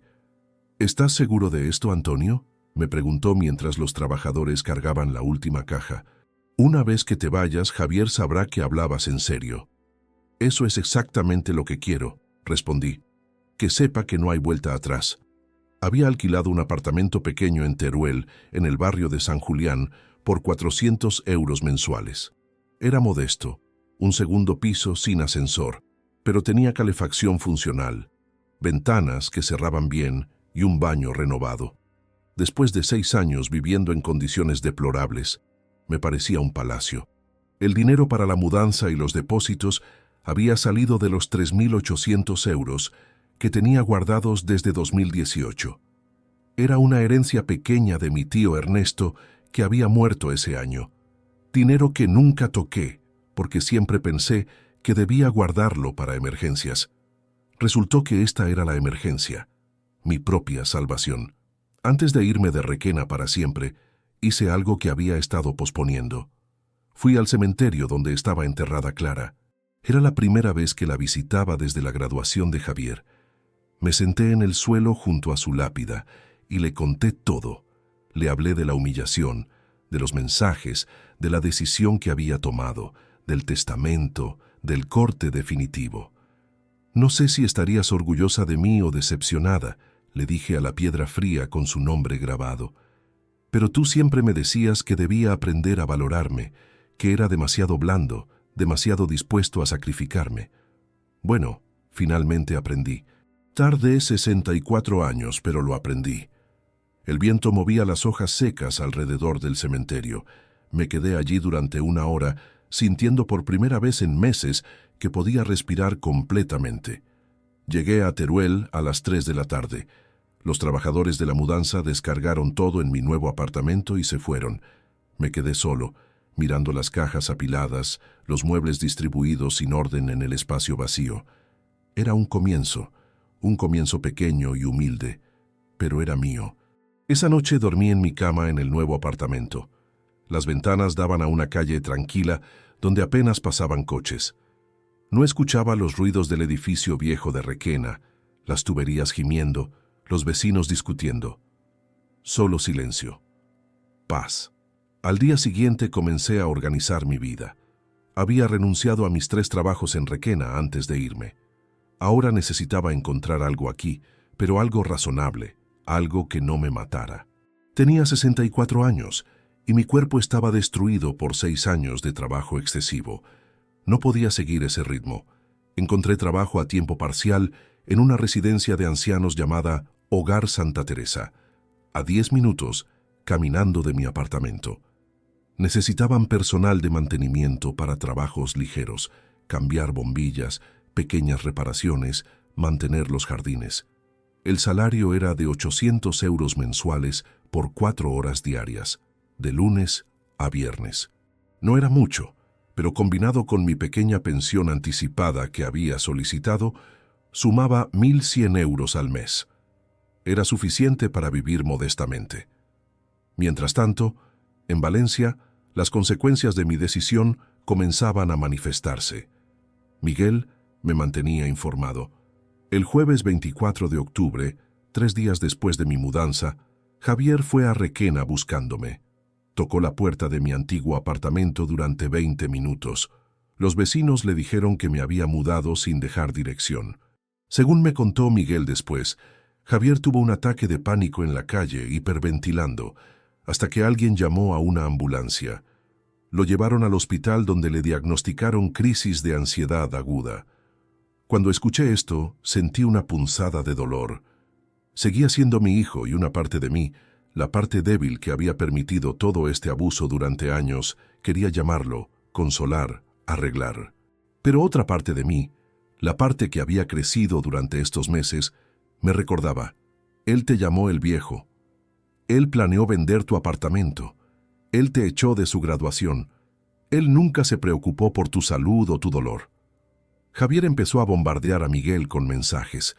Eran desesperados, algunos suplicantes, otros acusatorios, algunos amenazantes. Miguel me mostró algunos. Miguel, por favor, dile a mi padre dónde está. Necesito hablar con él. Es una emergencia. Esto es ridículo. No puede simplemente desaparecer. Tengo derecho a saber dónde vive mi padre. Dile que Cristina está embarazada otra vez. Va a tener otro nieto. ¿De verdad quiere perderse eso? Este último mensaje me golpeó especialmente duro. Otro nieto, un bebé que nunca conocería, que nunca sabría que existí. Pero entonces recordé a Lucas, las 3 semanas maravillosas que pasamos juntos y cómo Javier solo me había permitido ese tiempo porque necesitaba niñero gratuito. El nuevo bebé sería lo mismo, una herramienta de manipulación, una forma de hacerme volver al redil. Miguel respondió profesionalmente a cada mensaje. Don Antonio Moreno Ruiz ha dejado claro que todo contacto debe cesar. Su decisión es definitiva. Por favor, respete sus deseos. Pero Javier no se rendía. A principios de noviembre, Miguel me informó de algo que al principio me alarmó, pero luego me hizo ver la verdadera naturaleza de todo esto. Javier había ido a un banco solicitando un préstamo de 30.000 euros. Quería usar como garantía la futura herencia del apartamento de su padre valuado en 185.000 euros. Obviamente, el banco rechazó la solicitud porque no puedes usar como garantía algo que no posees y que legalmente ya no heredarás. Cuando el oficial de préstamos le explicó esto, Javier montó un escándalo, gritando que su padre estaba loco y que el testamento no era válido. Intentó lo mismo en otros 2 bancos. Los 3 lo rechazaron. Miguel me explicó lo que estaba pasando. Javier y Cristina están en serios problemas financieros. Aparentemente, habían hecho planes económicos contando con tu muerte eventual y la venta del apartamento. Compromisos que ahora no pueden cumplir. ¿Qué tipo de compromisos? Según mis investigaciones discretas, habían hecho una reserva con anticipo para comprar un piso en Ruzafa, tal como mencionaban en esos mensajes. El anticipo era de 10.000 euros, dinero que probablemente sacaron de ahorros o préstamos contando con recuperarlo cuando vendieran tu apartamento. Ahora el vendedor les está exigiendo el pago completo o perderán el anticipo. También tienen deudas de tarjetas de crédito cercanas a los 6.000 euros, acumuladas durante años viviendo por encima de sus posibilidades. La ironía no se me escapó. Mientras yo vivía como indigente para mantenerlos, ellos acumulaban deudas y hacían planes basados en mi futura muerte. A mediados de noviembre, llegó la noticia que Miguel había predicho, pero que aún así me sorprendió. Cristina había iniciado el proceso de separación legal de Javier. Al parecer, me explicó Miguel por teléfono, Cristina se casó esperando cierta estabilidad económica. Sus padres le habían advertido que Javier no era financieramente estable, pero él siempre les aseguró que eventualmente heredaría un apartamento valioso. Cuando se enteró de que eso ya no iba a pasar, y viendo las deudas acumuladas y los problemas económicos actuales, decidió cortar por lo sano. ¿Y Lucas? Custodia compartida, pero Cristina pide la custodia principal. Javier tendrá visitas regulares, pero no vivirá con el niño. Me dolió pensar en Lucas creciendo en medio de una separación conflictiva. Pero no era mi responsabilidad arreglar las consecuencias de las malas decisiones de Javier. Yo había pasado 6 años arreglando sus problemas, pagando sus cuentas, facilitando su vida. Ya no más. Las llamadas y mensajes a Miguel continuaron durante semanas. Algunos días eran 5 o 6 intentos de contacto. Javier probó diferentes tácticas. Primero la súplica, luego la culpa. Mamá estaría decepcionada de ti. Después la amenaza. Te vas a arrepentir de esto cuando estés viejo y enfermo. Y finalmente, la manipulación. Lucas pregunta por ti todo el tiempo. Llora por su yayo. Este último casi me quebró. La imagen de Lucas llorando, preguntando por mí, fue casi insoportable. Pero Miguel me recordó la realidad. Antonio, Javier está usando a ese niño como herramienta de manipulación. Si vuelves ahora, el ciclo se repite. Te usará siempre que te necesite y te descartará cuando no. Tenía razón. Mantuve el bloqueo. Mientras tanto, yo empecé a reconstruir mi vida en Teruel. El trabajo en la residencia de ancianos resultó ser una bendición inesperada. Los ancianos que vivían allí, muchos abandonados por sus propias familias, se convirtieron en una nueva familia para mí. Me aceptaron sin preguntas, sin juzgar mi ropa modesta o mi pasado complicado. Especialmente me hice amigo de don Ramón, un hombre de 82 años que había sido maestro toda su vida. Sus 3 hijos vivían en diferentes países y apenas lo llamaban. Jugábamos ajedrez todas las tardes después de mi turno. Él me enseñaba movimientos complejos mientras yo le contaba historias de mi propia vida. Los hijos, me dijo una tarde mientras movía su torre, son el riesgo más grande que tomamos en la vida.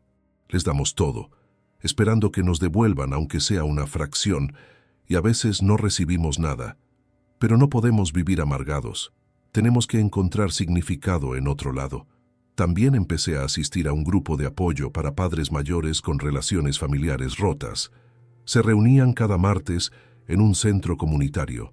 Había 8 personas en el grupo, todos entre 55 y 70 años, todos con historias similares a la mía. Hijos que los habían usado, explotado, abandonado. Escuchar sus historias me ayudó a entender que no estaba solo. No era el único padre tonto que había dado demasiado. No era el único que había confundido amor con permitir abuso. Una mujer del grupo, Pilar, de 60 años, me dijo algo que se quedó conmigo. El amor de padre no tiene que ser incondicional hasta el punto de la autodestrucción. Puedes amar a tu hijo y aún así establecer límites. Puedes amar a tu hijo y aún así decir no. Puedes amar a tu hijo y aún así protegerte. Con el dinero que ahora me quedaba cada mes después de pagar alquiler y gastos básicos, unos 200 euros, empecé a hacer cosas que nunca había hecho. Me compré ropa nueva, 2 pantalones, 3 camisas, un abrigo decente para el invierno que se acercaba. Reparé mis zapatos gastados, o mejor dicho, compré zapatos nuevos por primera vez en 7 años. 45 euros que me parecieron una fortuna, pero cuando los usé por primera vez y sentí mis pies cómodos, sin agujeros en las suelas, sin sentir cada piedra del camino, lloré de gratitud. En diciembre compré un teléfono móvil nuevo. El que tenía desde 2016 apenas funcionaba. Este nuevo costó 120 euros, era básico pero suficiente. Cambié mi número. Solo se lo di a Miguel y a algunas personas del trabajo. Javier ya no podría contactarme ni siquiera si conseguía mi número anterior. Por primera vez en años, me permití cenar fuera. Una vez al mes, los viernes, iba a un pequeño restaurante cerca de mi apartamento. Pedía el menú del día por 12 euros. Sopa de entrada, un segundo plato, postre y café. Me sentaba solo en una mesa junto a la ventana, observando a las personas pasar por la calle, saboreando cada bocado de comida que no había tenido que cocinar yo mismo en mi apartamento frío. El 18 de diciembre, un mes y medio después de la confrontación, recibí una carta certificada. Era de un despacho de abogados de Valencia, no el de Miguel, otro diferente. La abrí con manos temblorosas. Era una demanda. Javier me estaba demandando por abandono de deberes familiares y solicitaba que un juez invalidara la modificación de mi testamento por considerarla realizada bajo influencia indebida de Miguel. Llamé a Miguel inmediatamente. Lo esperaba, dijo con calma. Es un último intento desesperado. No tiene base legal sólida. El testamento fue firmado ante notario. Estabas en pleno uso de tus facultades mentales y tenemos documentación extensa de los motivos. Esta demanda no va a prosperar. ¿Tengo que ir a Valencia? ¿Tengo que verlo? Probablemente habrá una audiencia en algún momento, sí, pero no te preocupes, yo me encargo de todo. Y cuando el juez vea la evidencia, los mensajes, los testimonios, todo quedará claro. La demanda me afectó más de lo que quería admitir. Durante días no pude dormir bien, reviviendo todo, cuestionándome si había hecho lo correcto. Pero el grupo de apoyo me sostuvo. Pilar me dijo, esto es típico. Cuando los hijos abusivos pierden el control, atacan legalmente. Es su última carta. Mantente firme. Navidad llegó. Mi primera Navidad solo en 64 años. Sin Clara, sin Javier, sin Lucas. Pasé la Nochebuena en la residencia de ancianos, donde habían organizado una pequeña celebración para los residentes que no tenían familia o cuyos familiares no venían. Don Ramón y yo cenamos juntos, compartiendo historias y brindando con sidra. ¿Sabes qué es la libertad, Antonio?, me preguntó don Ramón esa noche. Es poder sentarte en Navidad sin sentirte culpable por no estar donde alguien espera que estés. Es paz, aunque duela. Tenía razón, dolía terriblemente. Pero era un dolor limpio, no el dolor tóxico de ser usado y descartado repetidamente. El 30 de diciembre recibí otro mensaje de Miguel. Javier retiró la demanda. Su abogado le aconsejó que no tenía caso. Está oficialmente cerrado. Leí ese mensaje 3 veces para asegurarme de entenderlo. Se había rendido. Finalmente, había aceptado que no había vuelta atrás. Esa noche, me senté en mi pequeño apartamento en Teruel, con la calefacción funcionando, con ropa limpia y decente, con comida en la nevera, con zapatos nuevos junto a la puerta. Miré alrededor de este espacio modesto que había construido para mí mismo. No tenía mucho, pero lo que tenía era mío. Nadie me lo había dado, nadie me lo podía quitar. Y por primera vez en años, sonreí de verdad. Febrero de 2025. 8 meses habían pasado desde aquella tarde de junio, cuando mi hijo me echó de su graduación. 4 meses desde que lo confronté y cambié mi testamento. 3 meses desde que me mudé a Teruel y comencé esta nueva vida. Estaba sentado en un banco del Parque de los Fueros, un espacio verde hermoso en el centro de Teruel, disfrutando del sol débil de invierno. Eran las 11 de la mañana de un sábado. Llevaba mi abrigo nuevo, zapatos cómodos sin agujeros, y en mi mano había un café con leche comprado en la cafetería de la esquina. 2,50 € que me podía permitir gastar sin sentir que estaba robándole comida a mi futuro. A mi lado, en el banco, estaba el periódico local que había comprado esa mañana. Lo leía despacio, sin prisa, porque tenía todo el día libre y podía hacer lo que quisiera con él. Esta simple libertad, poder sentarme en un parque un sábado por la mañana sin tener que correr a un segundo o tercer trabajo, era algo que todavía me sorprendía. Mi teléfono móvil sonó. Era Miguel. «Buenos días, Antonio. ¿Te interrumpo?» «Para nada. Estoy en el parque disfrutando del día. ¿Qué necesitas?» Hubo una pausa. «Tengo noticias. Javier intentó contactarme otra vez ayer por la noche. Esta vez no fue por mensaje. Me llamó». Mi corazón se aceleró involuntariamente. 4 meses sin contacto directo, y aún mi cuerpo reaccionaba a su nombre. ¿Qué quería? Dice que Cristina tuvo el bebé. Una niña. Nació el 3 de febrero. Se llama Carla. Una nieta. Otra nieta que nunca conocería. Sentí ese dolor familiar en el pecho, pero ya no era tan agudo como antes. Era más bien una tristeza distante, como cuando ves llover a través de una ventana cerrada. ¿Qué más dijo? Que el parto fue complicado, que Cristina estuvo en el hospital 3 días, que él está solo manejando todo porque Cristina está enfocada en recuperarse y cuidar a la bebé, que Lucas pregunta por ti constantemente, que necesita ayuda, que necesita a su padre. Siempre es lo mismo, dije, sorprendiéndome de cuán calmada sonaba mi propia voz. Siempre me necesita cuando hay una crisis, cuando necesita algo, nunca cuando todo va bien. Eso es exactamente lo que le dije. Le recordé que tú estableciste límites claros, que tu decisión fue comunicada formalmente y que él debe respetarla. Se puso a llorar por teléfono, Antonio. Un hombre de 27 años llorando, diciendo que lo siente, que fue un idiota, que haría cualquier cosa por otra oportunidad. Cerré los ojos. Podía imaginar perfectamente la escena. Javier desesperado, vulnerable, diciendo todas las cosas correctas en el momento correcto.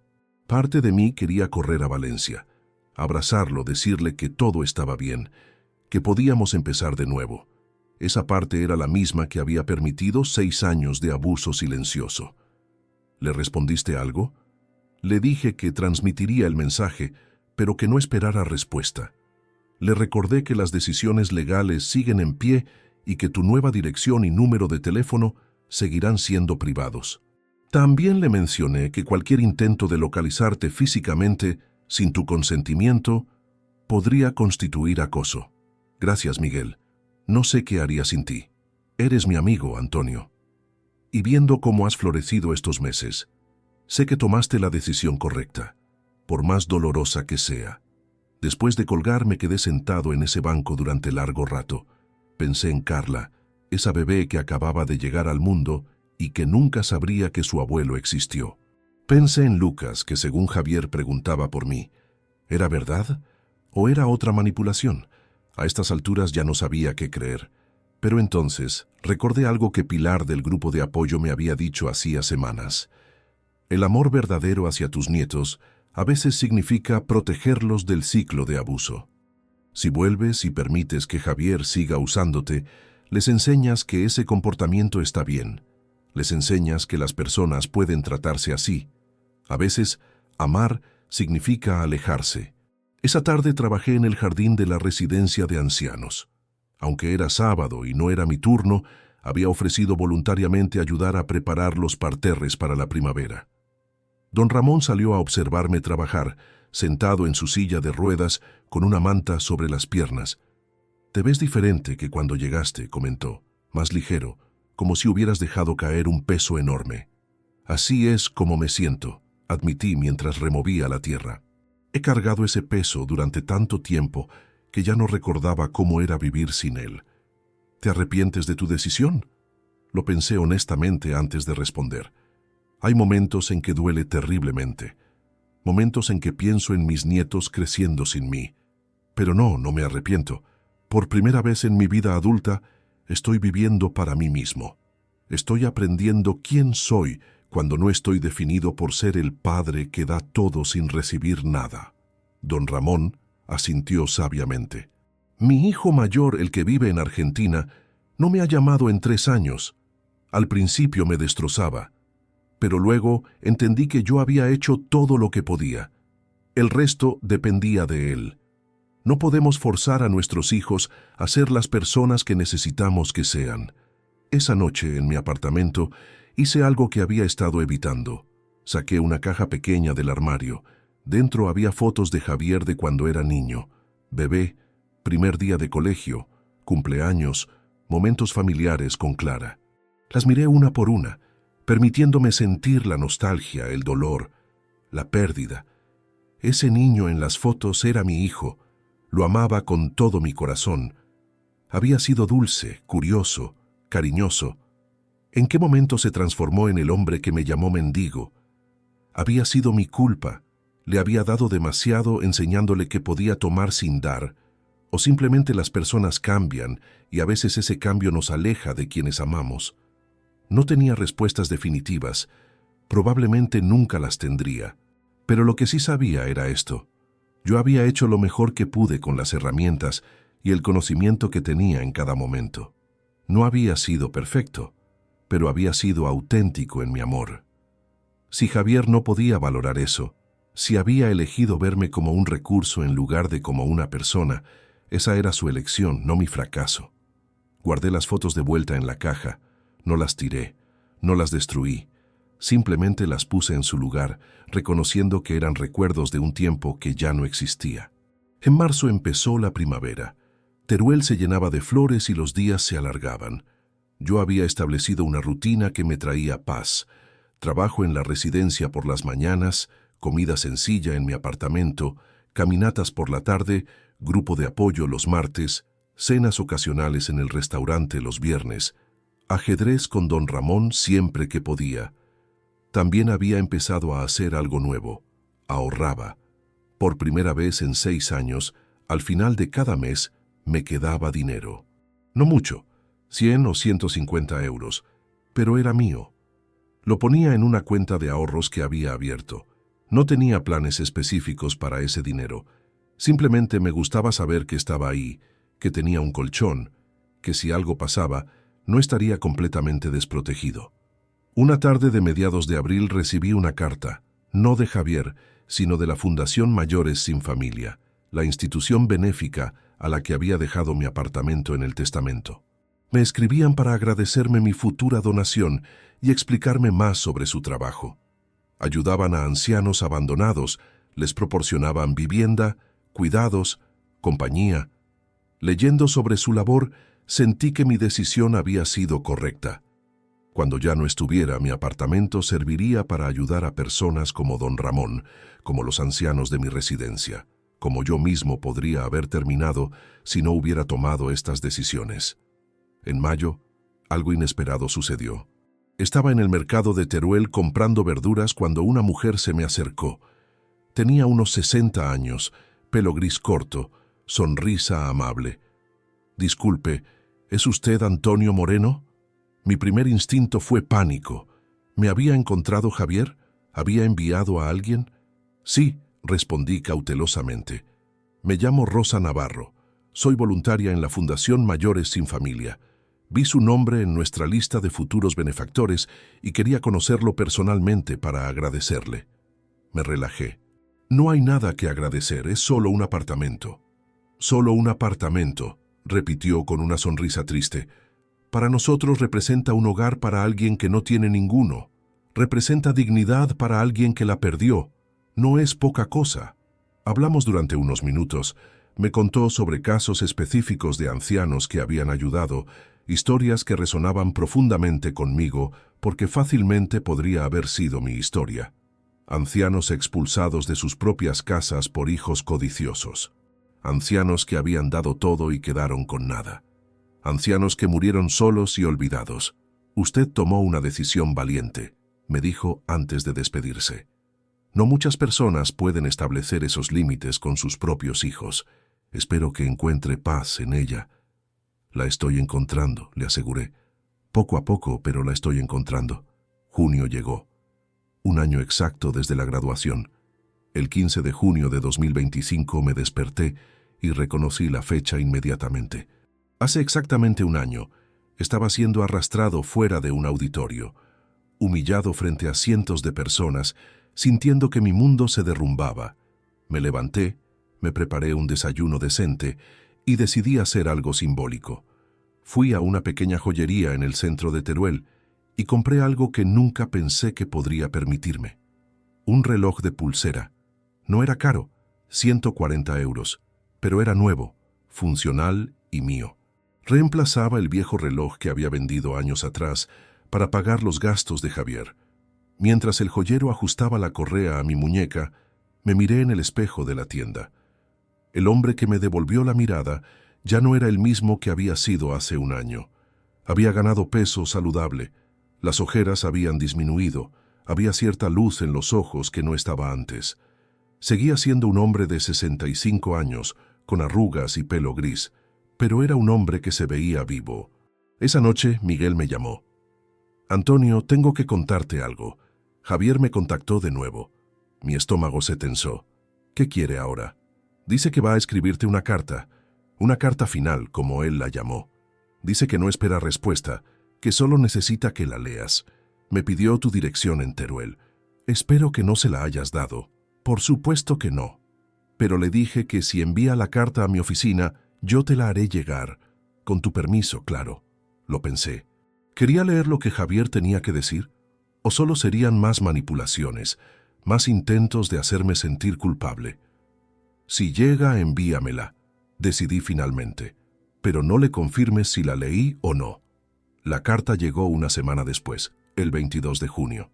Era un sobre blanco normal con mi nombre escrito en la letra de Javier, que reconocía de años de tarjetas de cumpleaños y mensajes ocasionales. No había dirección de remitente. La dejé sobre la mesa del comedor durante 2 días sin abrirla. La miraba cada vez que pasaba, sintiendo su peso, su presencia. Finalmente, el 24 de junio por la noche, me preparé un té. Me senté y la abrí. La carta tenía 3 páginas escritas a mano. La letra era descuidada, como si hubiera sido escrita rápidamente o bajo mucha emoción. Decía: «Papá, sé que no quieres saber de mí. Sé que he perdido el derecho de llamarte así, pero necesito escribir esto aunque nunca lo leas, aunque lo rompas sin terminar, aunque no signifique nada para ti. Tenías razón en todo. He pasado estos meses revisando mi vida, viendo las decisiones que tomé, recordando cada momento donde te usé, donde te lastimé, donde te traté como menos de lo que eras, y me avergüenzo tanto que algunos días no puedo ni mirarme al espejo.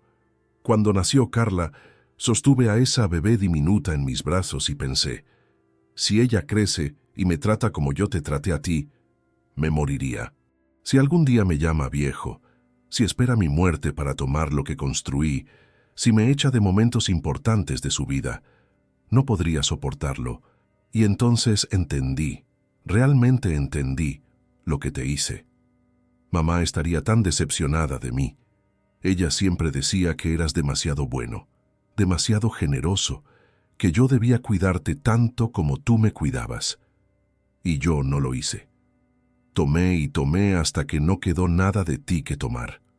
Los 94.000 euros. No tenía idea. Sabía que trabajabas duro, pero nunca pregunté cuánto ganabas, nunca hice cuentas, nunca pensé de dónde salía el dinero. Simplemente asumí que estaba ahí, que siempre estaría ahí. Fui un ciego egoísta. La graduación, Dios, papá, la graduación. Cada vez que cierro los ojos veo tu cara cuando los guardias te sacaron. Veo tu confusión, tu dolor, tu humillación. Y yo fui quien causó eso. Yo, tu hijo, la persona que debería haberte protegido. ¿Sabes qué es lo peor? Ni siquiera fue porque realmente me avergonzaras. Fue porque tenía miedo de que mis amigos ricos pensaran que yo venía de una familia pobre, porque en ese momento me importaba más la opinión de extraños que tu dignidad. Eso es imperdonable. Cristina y yo nos separamos oficialmente el mes pasado. El divorcio será final en septiembre. Tiene razón en irse. Yo construí nuestra relación sobre mentiras, sobre promesas de un futuro financiero que dependía de tu muerte. ¿Qué clase de hombre hace eso? Estoy viviendo ahora en un apartamento de 2 habitaciones, en las afueras de Valencia, 520 euros de alquiler. Es pequeño, los vecinos son ruidosos, hay humedad en las paredes, y cada día que vivo aquí, pienso en ti viviendo en condiciones peores durante 6 años, mientras yo gastaba tu dinero en restaurantes caros y ropa de marca. Lucas me pregunta por ti. De verdad lo hace. No es manipulación. A veces dice Yayo canta o Yayo Parque y se pone triste. Le he mostrado fotos tuyas porque no quiero que te olvide, aunque sé que no tengo derecho a mantener tu memoria viva para él. No te estoy escribiendo para pedirte perdón. Eso sería ridículo. Lo que hice no tiene perdón. No te escribo para pedirte que vuelvas. Sé que eso nunca pasará y es lo correcto. Te escribo solo para decirte algo que nunca te dije lo suficiente. Gracias. Gracias por cada euro que ganaste trabajando hasta destruir tu cuerpo. Gracias por cada comida que te saltaste para que yo pudiera comer bien. Gracias por cada invierno que pasaste con frío para que yo pudiera tener calefacción. Gracias por darme una educación que nunca podré pagar. Gracias por ser un padre cuando yo no fui un hijo. Y lo siento más de lo que las palabras pueden expresar. Lo siento cada día. Lo sentiré el resto de mi vida. Sé por Miguel que estás bien, que has encontrado paz en Teruel, que finalmente estás viviendo para ti mismo. Me alegro, de verdad me alegro, aunque me duela no ser parte de esa vida. Espero que seas feliz, papá. Espero que vivas muchos años más, no 5 como yo predije cruel y estúpidamente. Espero que encuentres amor, amistad, propósito. Espero que cada día que vivas ahora sea mejor que cada día que viviste durante esos 6 años de sacrificio. Y algún día, cuando ya no estés, cuando ese apartamento de Requena vaya a esa fundación benéfica, espero que ayude a alguien. Espero que le dé a otra persona la dignidad que yo te quité. No tienes que responder esto. No tienes que perdonarme. Solo necesitaba que supieras que finalmente entiendo. Llegó tarde, demasiado tarde, pero entiendo. Tu hijo que no supo serlo, Javier. Terminé de leer con lágrimas corriendo por mis mejillas. Doblé la carta cuidadosamente y la puse de vuelta en el sobre. No respondí. No llamé. No cambié mi decisión. Porque el perdón, el verdadero perdón, no significa volver a permitir el abuso. Puedes perdonar a alguien y aún así mantener la distancia. Puedes desearles bien y aún así protegerte. Puedes entender su arrepentimiento y aún así priorizar tu propia sanación. Guardé la carta en un cajón. Tal vez algún día la releería. Tal vez algún día el dolor sería menos agudo. Pero por ahora tenía una vida que vivir. Y esa vida, finalmente, era mía. Si esta historia te ha gustado, apóyanos con un like, suscríbete al canal y déjanos tus opiniones en los comentarios. Para escuchar la siguiente historia, haz clic en la caja que aparece a la izquierda. Gracias por acompañarnos.